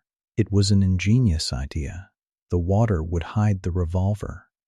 The reeds would make recovery difficult, and anyone examining the body would find no weapon nearby. Everything appeared to point towards murder, but Maria had not considered one small detail. The weapon struck the underside of the parapet. That impact left a tiny chip in the stone. It was the flaw in her plan. It was the one physical trace that remained. Holmes had noticed it. And once he understood what the mark meant, the entire mechanism became clear. The experiment had proved it. My own revolver had followed almost exactly the same path. The weight had pulled it away. It had struck the underside of the stone. It had disappeared into the water. The second chip produced by Holmes's test was almost identical to the original. There could hardly have been more exact demonstration. The bridge had revealed the secret. Holmes now believed that the true revolver would be found beneath the water. He had told Sergeant Coventry to use a grappling hook. The weapon would not be easy to recover. Thor Mere was long and deep, with reeds covering much of its surface. Without knowing exactly what to search for, the police could spend many hours dragging the water and still find nothing. But Holmes knew where the weapon should have fallen. That made the search entirely different. He also knew that the string and weight would be nearby. The complete mechanism should still be beneath the surface. This explained why the police had found no weapon at the scene. It explained the missing revolver from Gibson's collection. It explained the mark upon the bridge. And it explained how a second revolver had appeared in Grace Dunbar's wardrobe. Every separate mystery now had a place. The chain was complete. I remember feeling a strange mixture of admiration and sadness. The plan had been extraordinarily clever, but it had been created for a terrible purpose. Maria Gibson had used all her intelligence to destroy another woman. She had been so consumed by jealousy that she had transformed her own death into a weapon. Holmes regarded this as one of the strangest examples of distorted love that we had encountered. He did not excuse her, but he understood her. Maria had loved her husband deeply. Her love had survived years of disappointment. It had survived his cruelty. It had survived his indifference. And when she realized that another woman had become important to him, she could not accept the loss. Her love had turned into hatred. Then hatred had turned into revenge. And revenge had finally destroyed her. There was something deeply sad about it. The tragedy was not simply that Maria had died. The tragedy was that she had chosen the manner of her death so that her hatred would continue after she was gone. She wanted Grace to suffer. She wanted her husband to suffer. She wanted the world to believe that Grace was a murderer, and for a time it had worked. The newspapers had condemned the young governess. The police had believed the evidence. The courts were preparing to judge her. Only Holmes had been willing to step back and ask whether the facts really belonged together. That was the lesson of the case. A collection of convincing facts could still form a false picture. The revolver in the wardrobe was real. The note was real. Grace had been at the bridge. The bullet was real. The dead woman was real. But the story created from those facts was false. Holmes had seen the inconsistency. The murderer supposedly had been clever enough to plan everything, yet she had supposedly been foolish enough to carry the murder weapon home and hide it in her own wardrobe. The contradiction could not be ignored. It was the crack through which the truth entered. I asked Holmes what would happen next. He believed that once the missing weapon was recovered, Grace Dunbar's vindication would be secure. There could be no serious doubt after.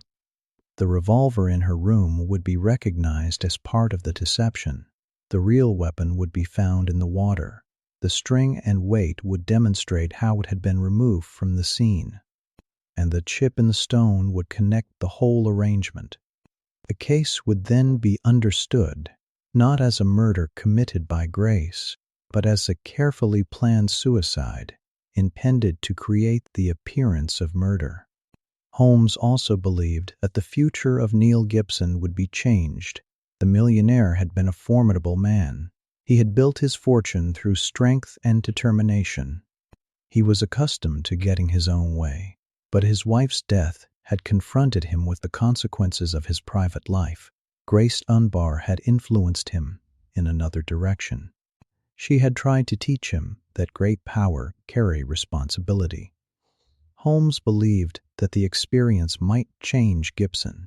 Perhaps sorrow would teach him what wealth and success had never taught him. There was another possibility. Grace and Gibson might eventually join forces. Holmes thought that if they did, the financial world might discover that the Gold King had learned something from the quiet lessons of grief. It was a hopeful thought. Yet Holmes did not speak of it with certainty. The future belonged to Gibson and Grace. Our task was simply to establish the truth. By now, the fire in the inn had almost gone out. The room was quiet. I looked at Holmes and wondered how many times I had watched him perform this same miracle. A mystery would arrive surrounded by confusion. He would gather the facts. He would challenge the obvious explanation. Then, sometimes after hours of thought, a small detail would suddenly become important. That detail would open the case. Thor Bridge had been such a case. The clue had been a tiny chip in stone. No witness had spoken. No confession had been made. No dramatic document had revealed the truth. The stone had simply preserved the evidence. Holmes had listened. That was enough. The following morning the investigation would be completed. The weapons would be recovered. The police would understand a mechanism. Neil Gibson would learn that Grace was innocent, and the young governess would be free from the terrible shadow which had fallen over her. For now, however, the mystery was solved. We had only to wait for the final proof.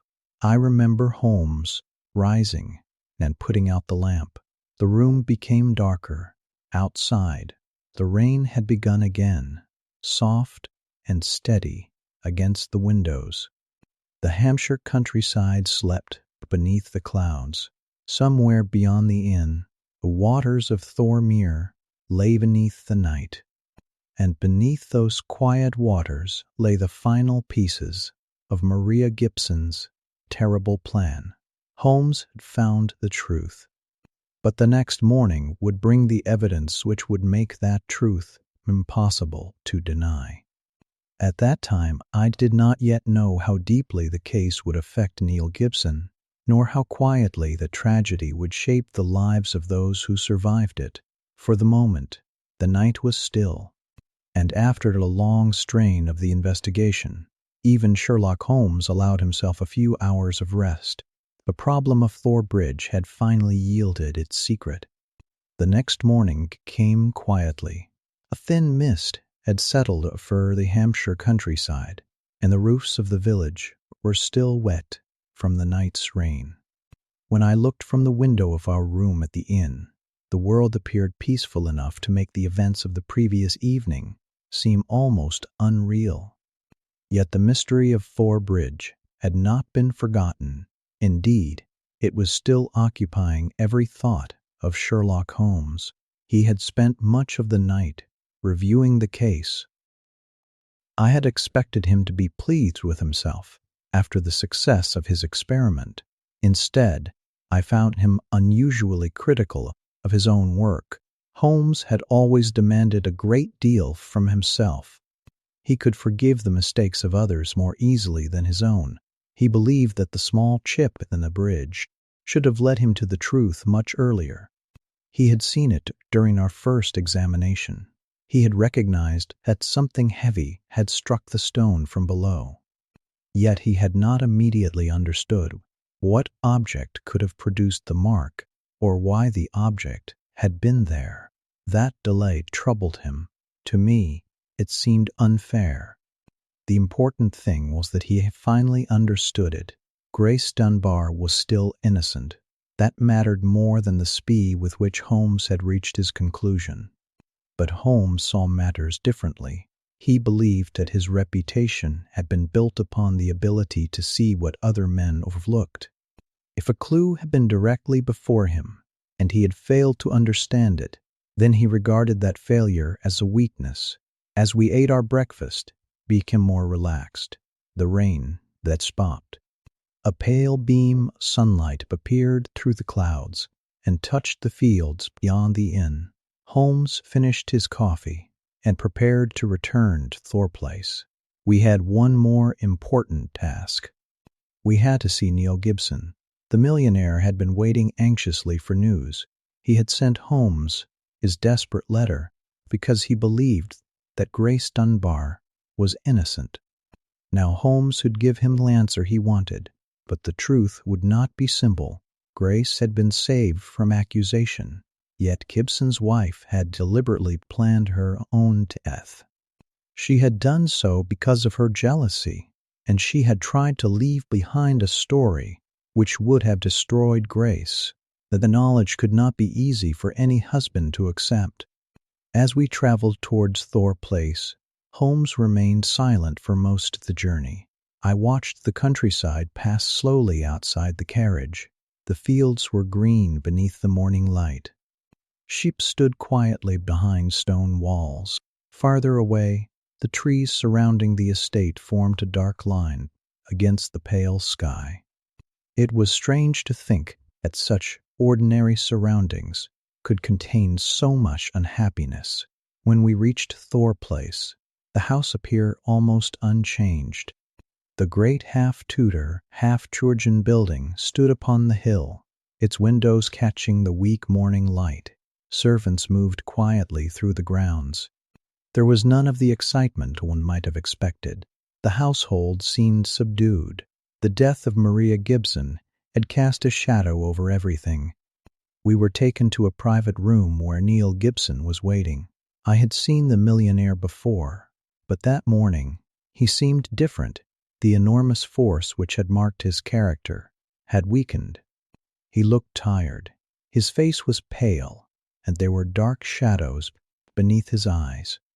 A man accustomed to controlling others had suddenly discovered that there were things which money and power could not control.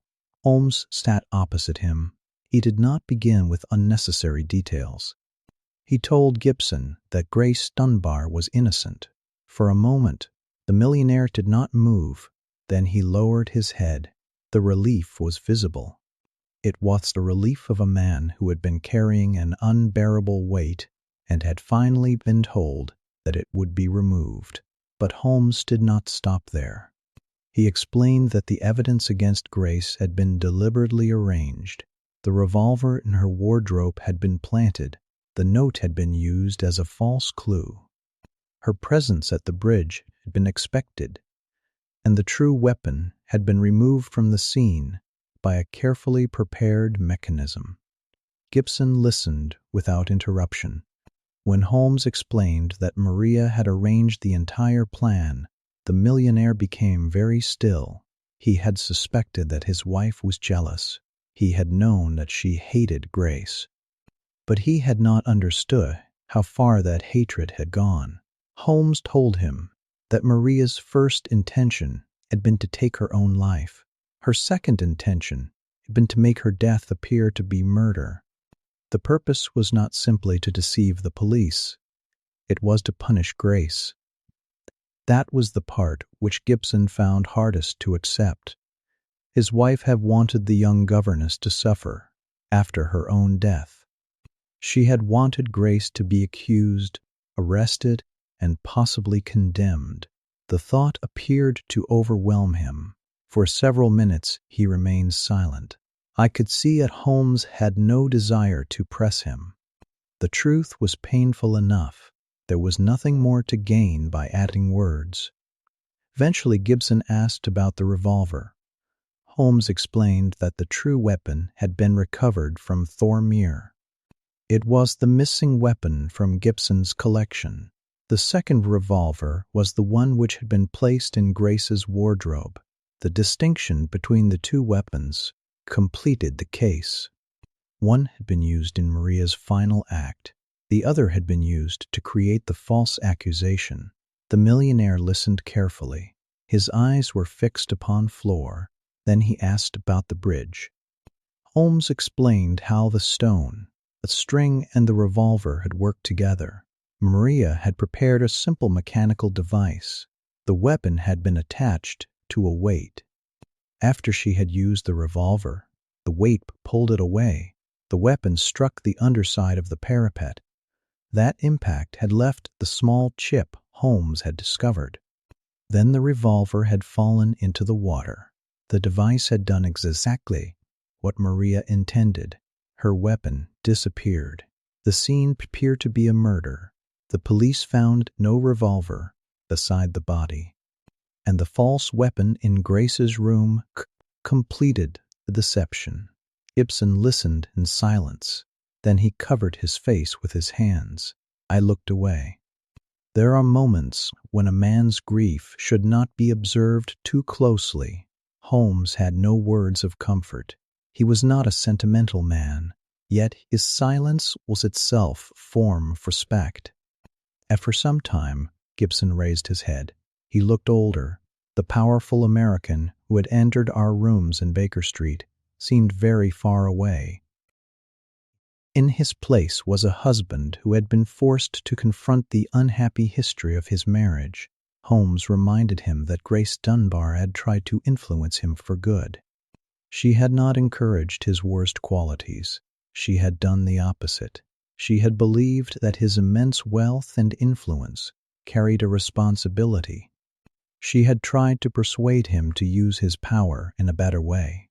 Gibson listened. Perhaps this was the first time he had considered the matter without anger or pride. The room became quiet. Outside, I could hear a gardener working somewhere in the grounds. The ordinary sounds of life continued. That was always strange after a tragedy. The world did not stop. People still walked. Doors still opened. Horses still moved along the roads. The sun still rose over the trees. Only the people directly involved felt that everything had changed. Holmes eventually rose. He told Gibson that the formal steps necessary to clear Grace would now be taken. The evidence would speak for itself. The recovered revolver would demonstrate what had happened. The physical marks upon the bridge would support Holmes's reconstruction, and the weapon planted in Grace's room would no longer be considered proof of guilt. Gibson thanked him. Holmes accepted the thanks without emotion. We left the room. As we walked through the house, I found myself thinking about Grace. She had been trapped in a terrible situation. The evidence against her had been so convincing that even Holmes had initially found the case difficult.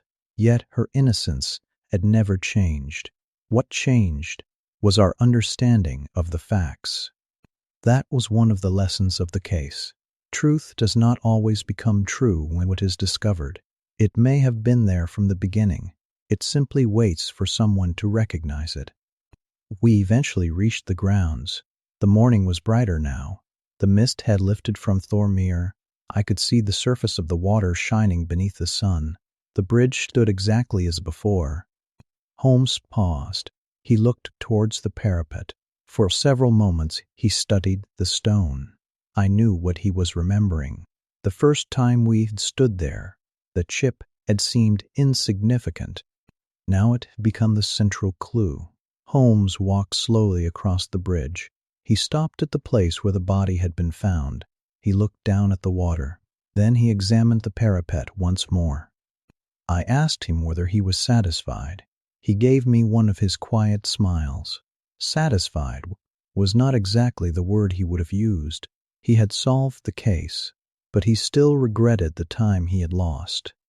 Holmes explained that there were several reasons why the clue had escaped him.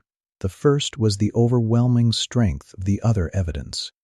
The second was the natural assumption that the murder weapon should have been the same revolver found in Grace's wardrobe. The third was the apparent simplicity of the case. The police had believed that Grace had killed Maria. The note supported the theory. Her presence supported it. The weapon supported it. The motive appeared obvious. Only one thing was missing: the true weapon. And that absence should have been more important than it first appeared. Holmes had eventually understood that the missing weapon was not an accident. It was the heart of the mystery. The murderer had needed to make it disappear.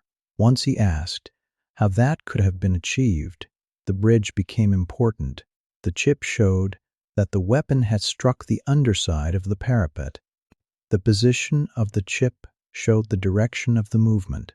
The distance from the place where Maria had fallen suggested that the weapon had been pulled away. The water below provided the natural hiding place. The rest followed. Holmes explained that this was an example of reasoning from a physical effect back to its cause. The stone had been struck.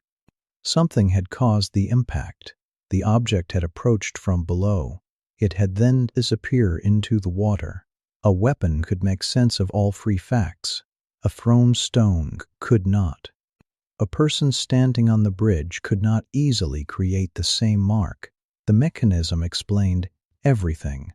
I admired the simplicity of it. A detective might spend hours searching for hidden documents or questioning suspicious people, yet here the answer had been contained in a piece of damaged stone.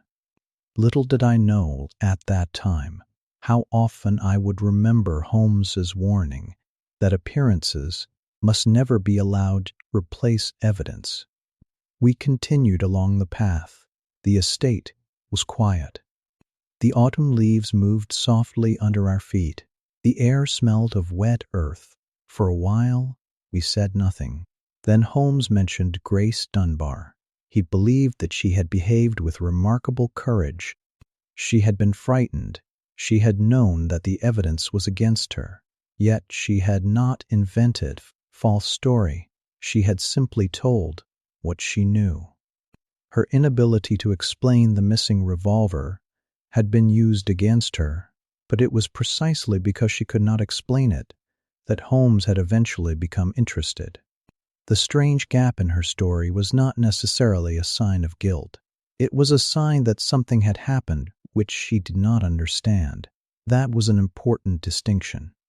An innocent person may not know how a crime occurred. A guilty person may invent an explanation. Grace had not invented one. She had admitted that there were parts of the case which she could neither explain nor understand. Holmes respected that honesty. We later learned that Grace's legal representatives were preparing for her formal vindication. The process would require patience. There were police reports to be corrected. Evidence had to be examined. The recovered weapon had to be identified. The circumstances surrounding its discovery had to be recorded. But the terrible danger had passed. Grace would not face the fate which had seemed so close only a short time earlier. The news changed the atmosphere of Thor Place. The servants were still subdued. But there was a sense that the terrible uncertainty had ended. Maria Gibson was dead. Her final act had been understood. Grace was innocent, and Neil Gibson was left to face the consequences of the life he had lived. I found myself thinking about the relationship between the three central figures. Gibson had married Maria when they were both younger. Their early years had been filled with passion, but time had changed him. His love had faded, hers had not. He had tried harshness. He had tried distance. Nothing had weakened her devotion. Then Grace had entered their lives. She had become important to Gibson, but she had also become the focus of Maria's jealousy. The three lives had become connected in a way none of them could escape. Maria's death had finally broken the connection, yet it had also created another. Gibson and Grace were now bound by the knowledge for what had happened. Holmes believed that they might eventually work together. He thought that Grace's influence could lead Gibson towards a better life. The millionaire had enormous power. Perhaps sorrow had taught him something that wealth had not. It was an uncertain hope, but I found it comforting. As we returned towards the house, Holmes stopped once more. He looked back at the bridge. The morning sun had reached the stonework. The tiny chip was almost invisible. If I had passed the bridge alone, I would never have noticed it. That was the strange thing.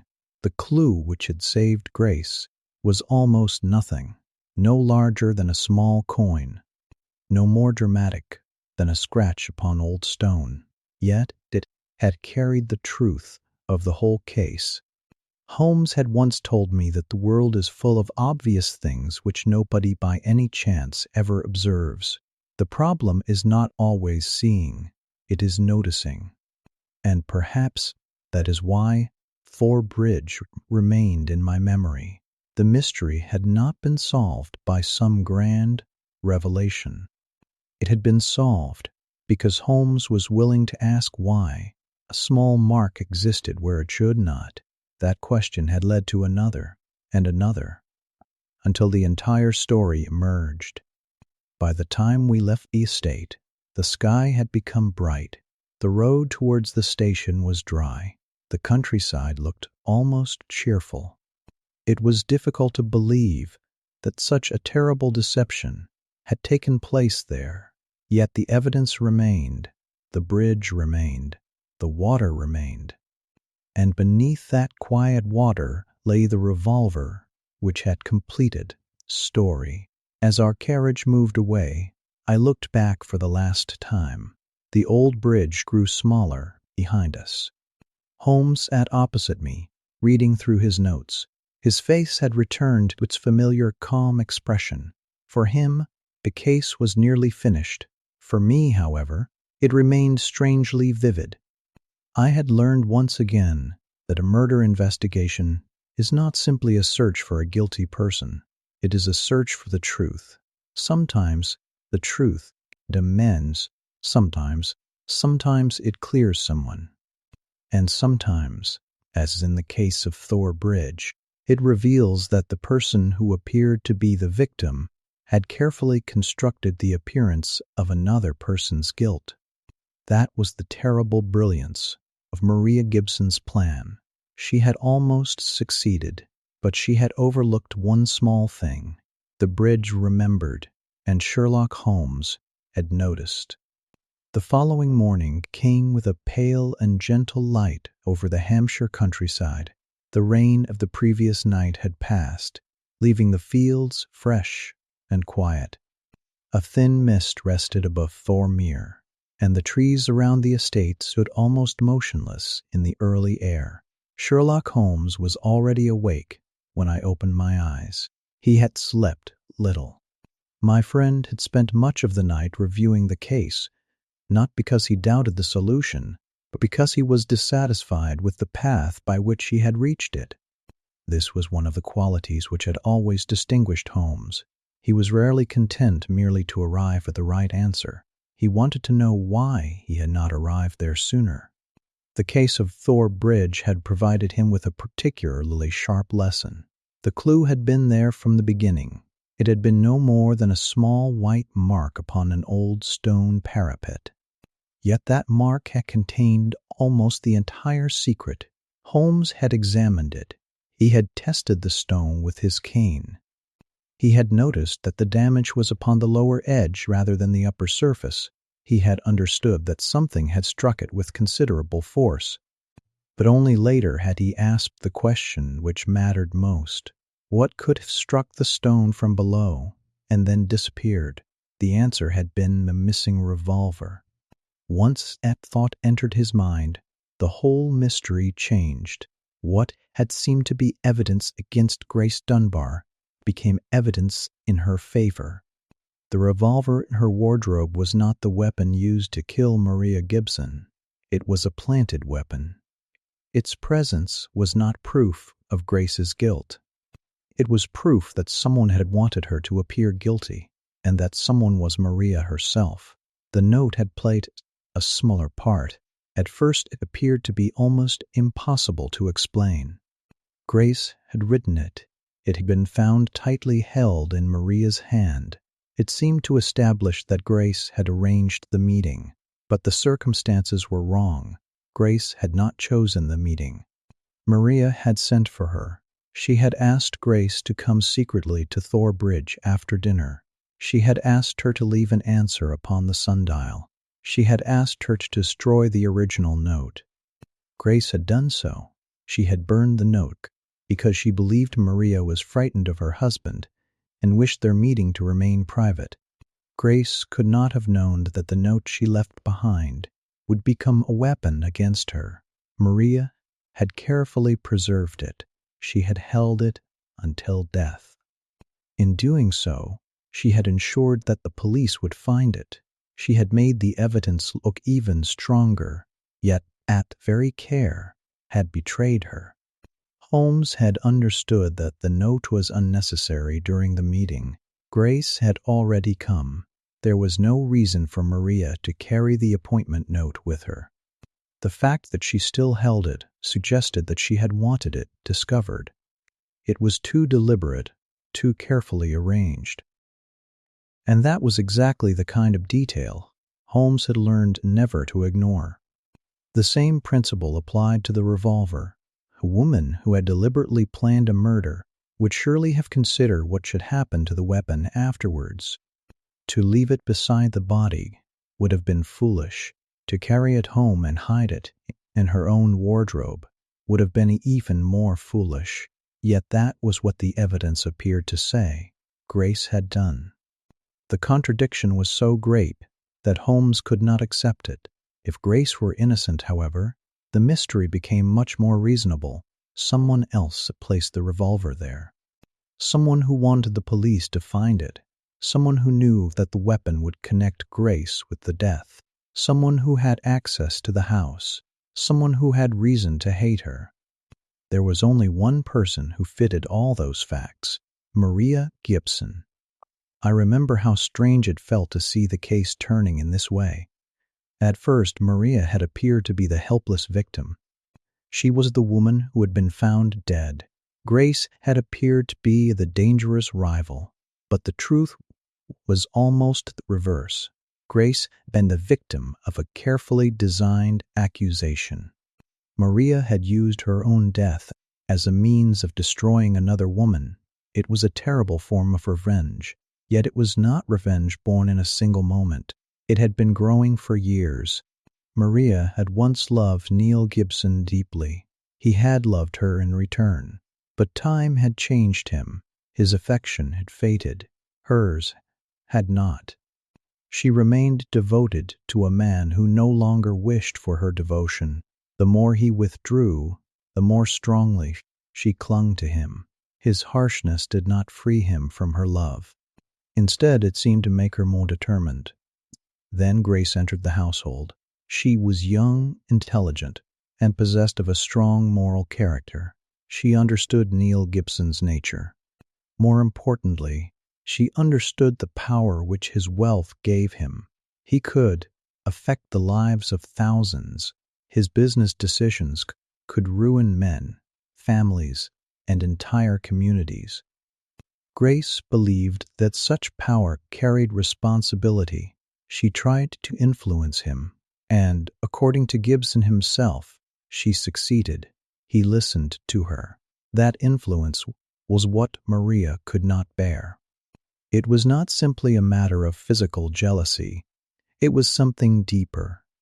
Grace had gained a place in Gibson's mind, which Maria had lost.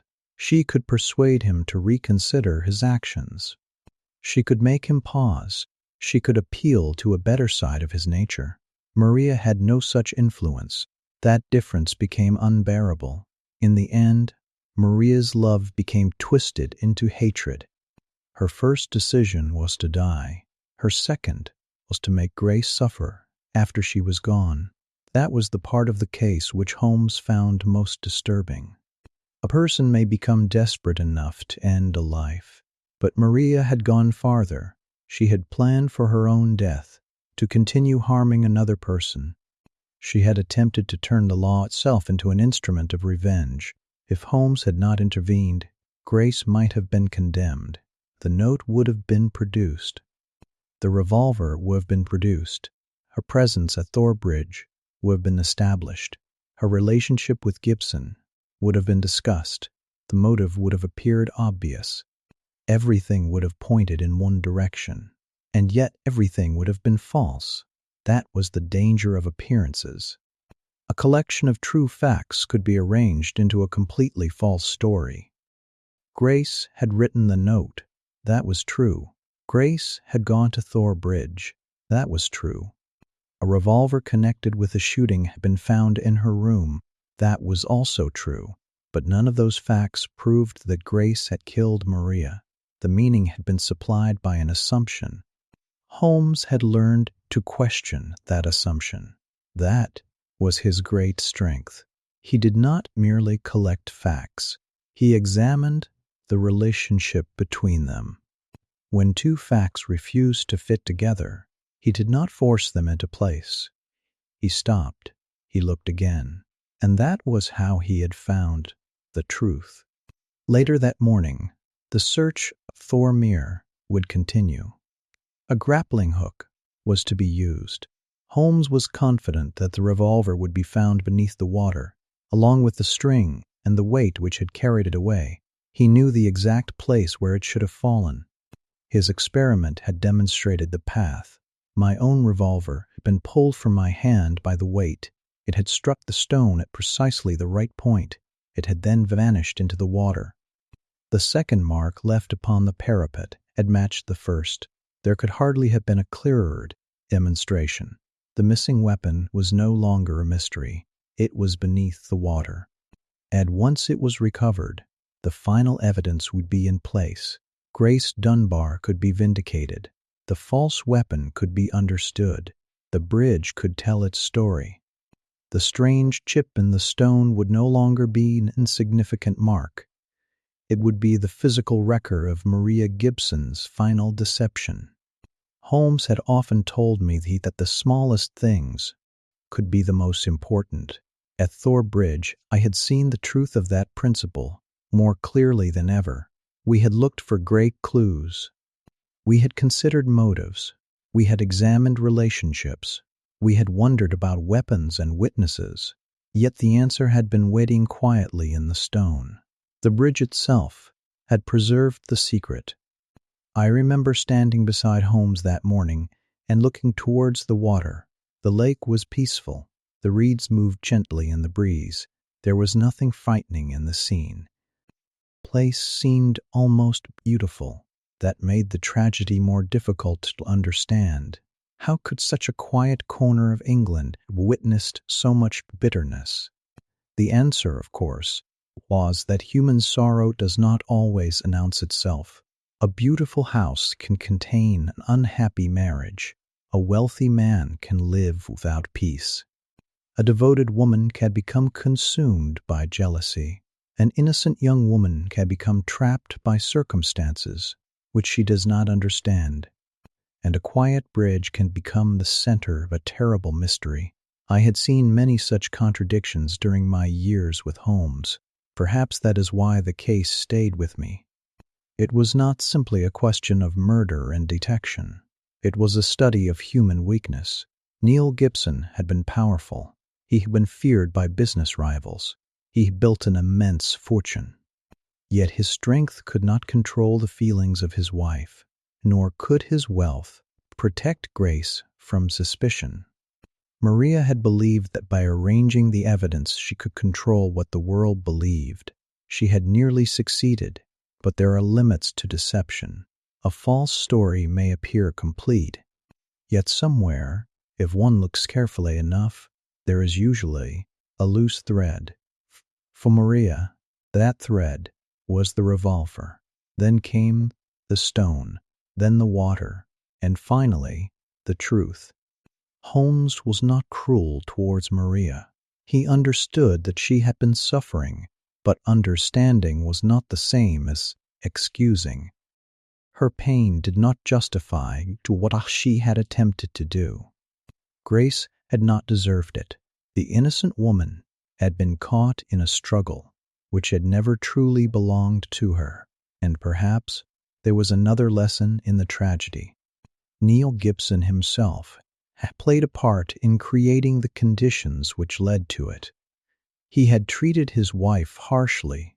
He had tried to force her love to disappear. He had pursued Grace while she was under his protection. He had believed that money could solve almost every difficulty. Yet money could not repair the damage caused by neglect, cruelty, and selfishness. Grace had seen this more clearly than he had. She had tried to influence him for good.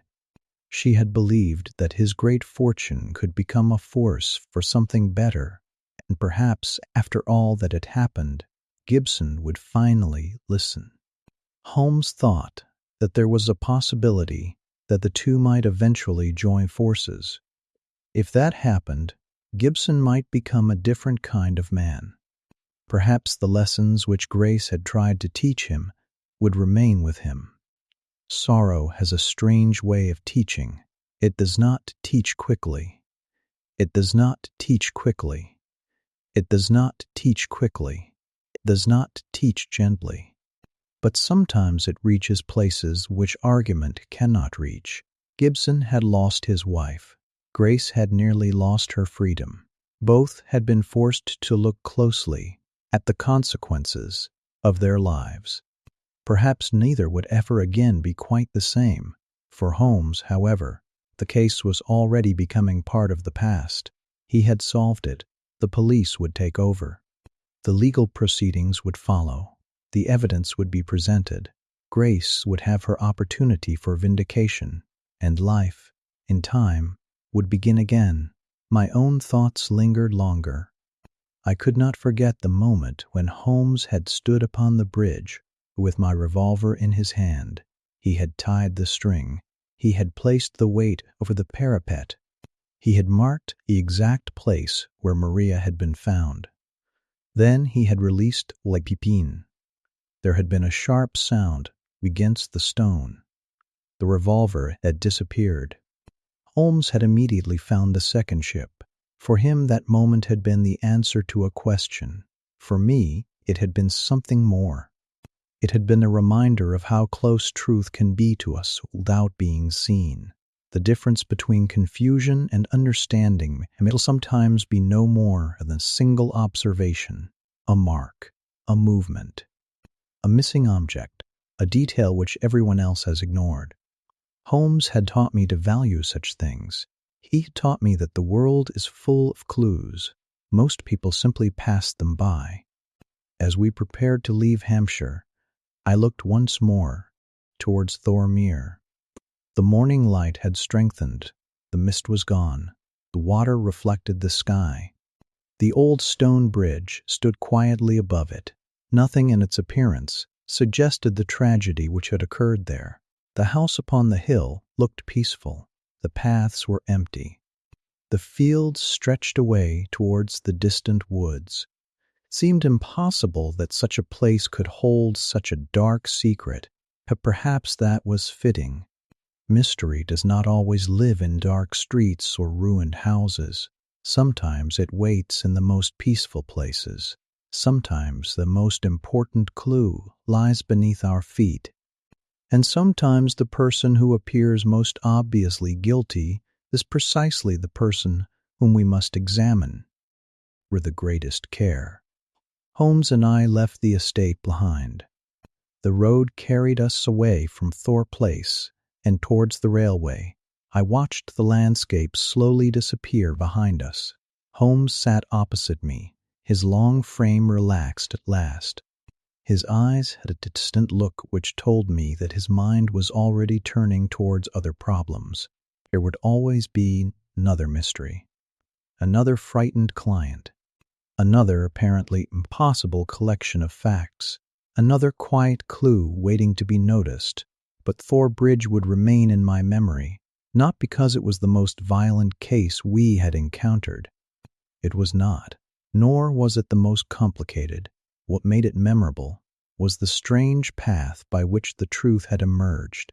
A woman had attempted to make her death look like murder.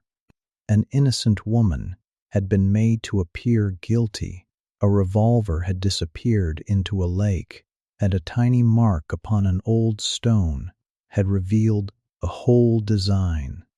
I had often wondered what Sherlock Holmes considered the greatest part of his profession. It was not fame. He had little interest in that. It was not money. He frequently cared nothing for it. It was not even the praise of the police. He could be perfectly content to solve a case without receiving public credit. What mattered to him was the problem itself. He wanted to understand. He wanted to take confusion and turn it into order. He wanted to take suspicion and replace it with certainty. At Thor Bridge, he had done exactly that. And perhaps that is why, even after all these years, I remember the case with a certain quiet affection. The tragedy itself was painful. The human motives behind it were darker still. But the work of Holmes was something different. It was patient, it was logical, and, in its own strange way, it was reassuring. For as long as there are mysteries, there will be things that appear impossible. Yet appearances can be questioned, assumptions can be tested, and even the smallest clue can lead us towards the light. The old bridge had kept its secret until Holmes came to look at it properly. Then, little by little, the truth emerged. That was the lesson it carried away from Thor Bridge. Never allow the obvious answer to become the final answer. Look again. Notice the small thing. Ask why it is there. At first sex, do not fit together. Do not force them to agree. There may be hidden truth between them. The carriage continued along the quiet Hampshire road. The afternoon light had begun to soften. Fields and hedges passed in silence. Holmes had closed his eyes. For once, he appeared completely at rest. I leaned back and allowed my own thoughts to settle. The case was over. The danger had passed. The innocent would be cleared. The guilty secret had been exposed, and the waters of Formere had closed over the final evidence of a desperate plan. Years have passed since that time. Many other adventures followed. Some were stranger, some were more dangerous, some were more famous. Yet I have never forgotten that quiet bridge in Hampshire. Perhaps because it reminded me that the greatest mysteries do not always announce themselves with noise. Sometimes they wait in silence. Sometimes they were hidden beneath still water. Sometimes they are written in a single line upon a piece of paper, and sometimes they are carved into stone so lightly that only a patient observer will notice. Sherlock Holmes noticed, and because he did, an innocent woman was saved. That, more than anything else, is why I remember the problem of Thor Bridge. It was a case born from jealousy, pride, and sorrow. but it was solved by patience, observation, and reason. And when I think of Holmes now, I remember not only his sharp eyes and restless mind, but also those quiet moments when he would sit beside the fire after a case was finished, pipe in hand, and allow the world to become still around him. Those were often my favorite moments. The excitement had passed, the danger was gone, only the memory remained. And so, dear reader, as the evening settles over the world, and the last sounds of the day grow quiet, perhaps there is something peaceful in remembering that even the darkest confusion can eventually give way to understanding. The bridge stands in my memory, beneath a soft autumn sky, the water still. The reeds move gently in the evening breeze. The old stone holds the faint mark which revealed the truth. And somewhere in the distance, the wheels of a carriage fade along the country road. Holmes and I are leaving. The case is finished. The mystery has been solved. The night is peaceful once more. And I, John Watson, can close this old chapter with gratitude that on that occasion, as on so many others, Sherlock Holmes had followed the smallest thread until it led us into the light. Until we meet again, my dear friend, good night.